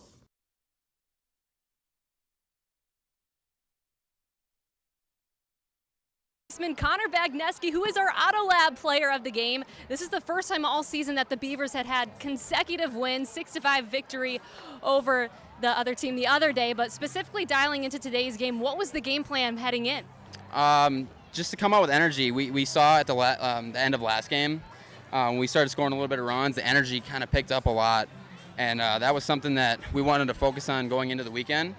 And I think that we were able to do that early on, got a good start, and we were able to just continue it all game long and see the results. It's awesome to see that. And Connor, you're a perfect candidate when we look at that leadoff position. We're looking at a small sample size, but hitting 500 heading into this game. 3 for 4 at the plate today with a stolen base. What is your approach? I want to see pitches up. I just want to get something good to hit, and I want to put the best swing that I can on it. And hopefully it falls. Obviously, this game is tough, and it doesn't always go your way. So it's nice when it does. So I'm just trying to, do whatever I can to help the team.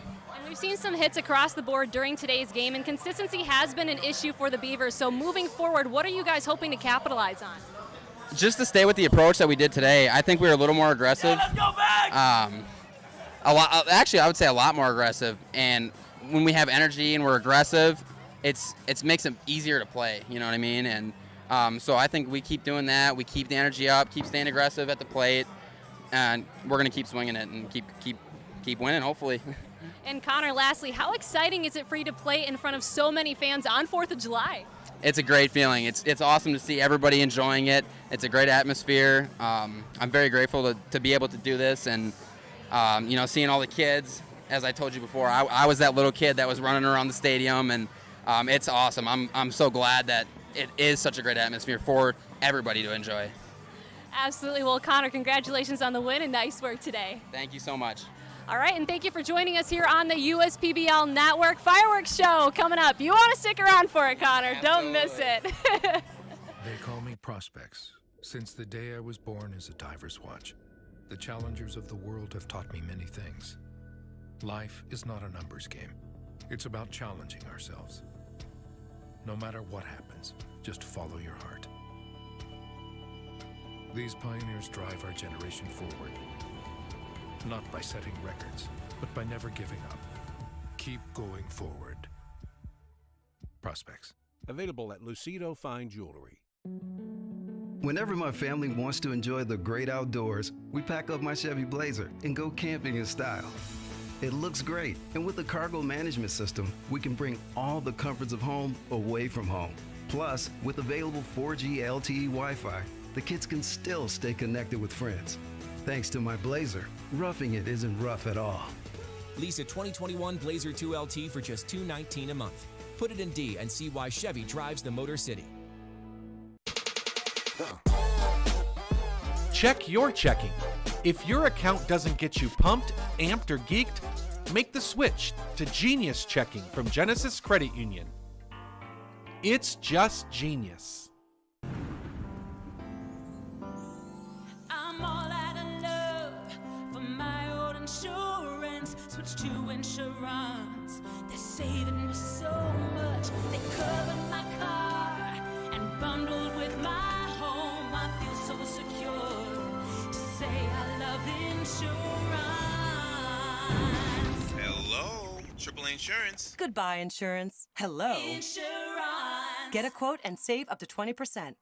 New flooring from the Carpet Guys is as easy as 1, 2, free. 1, just call the Carpet Guys for fast, free, and home shopping.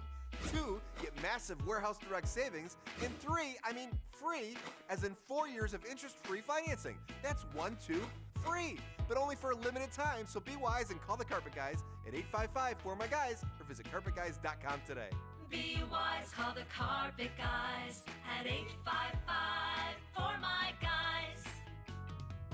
Only at your Chevrolet certified service dealer do you get tires engineered specifically for your vehicle and a price match guarantee. With our tire price match guarantee, if you find a better price within 30 days of purchase, we'll refund the difference. Put it in D and see why Chevy drives the Motor City. Make your move with a quick and easy mortgage from Genesis Credit Union. We have mortgages to fit your life. Genesis Credit Union. Visit us today.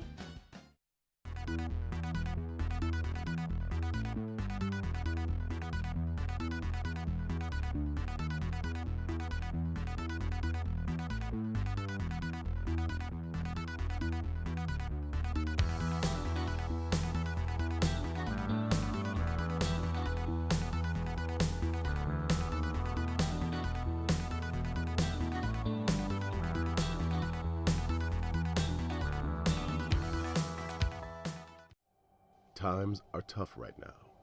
It feels like the bottom of the ninth and we're down by 2. But we've seen tough times before. And just like baseball has always been more than just a game, Chief Financial Credit Union is more than money.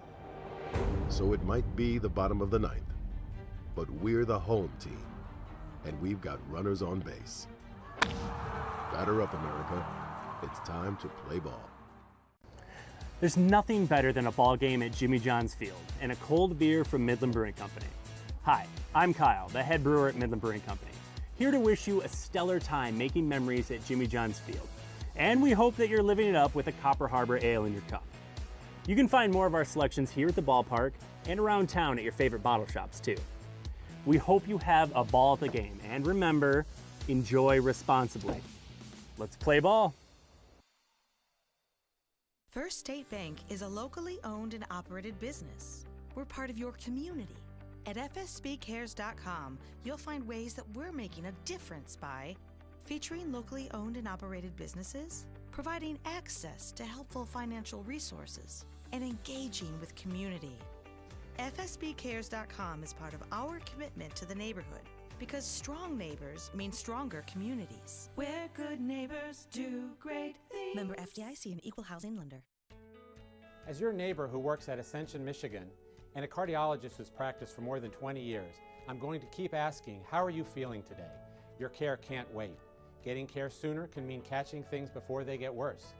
At Ascension, Michigan, our ERs and our hospitals and other sites of care are maintaining strict precautions for your safety. Studies have shown that people will get care sooner if they're encouraged by their doctors, family, and friends. Get the care you need at getascensionmichigancare.com. There's nothing better than a ball game at Jimmy John's Field and a cold beer from Midland Brewing Company. Hi, I'm Kyle, the head brewer at Midland Brewing Company, here to wish you a stellar time making memories at Jimmy John's Field. And we hope that you're living it up with a Copper Harbor Ale in your cup. You can find more of our selections here at the ballpark and around town at your favorite bottle shops too. We hope you have a ball at the game, and remember, enjoy responsibly. Let's play ball.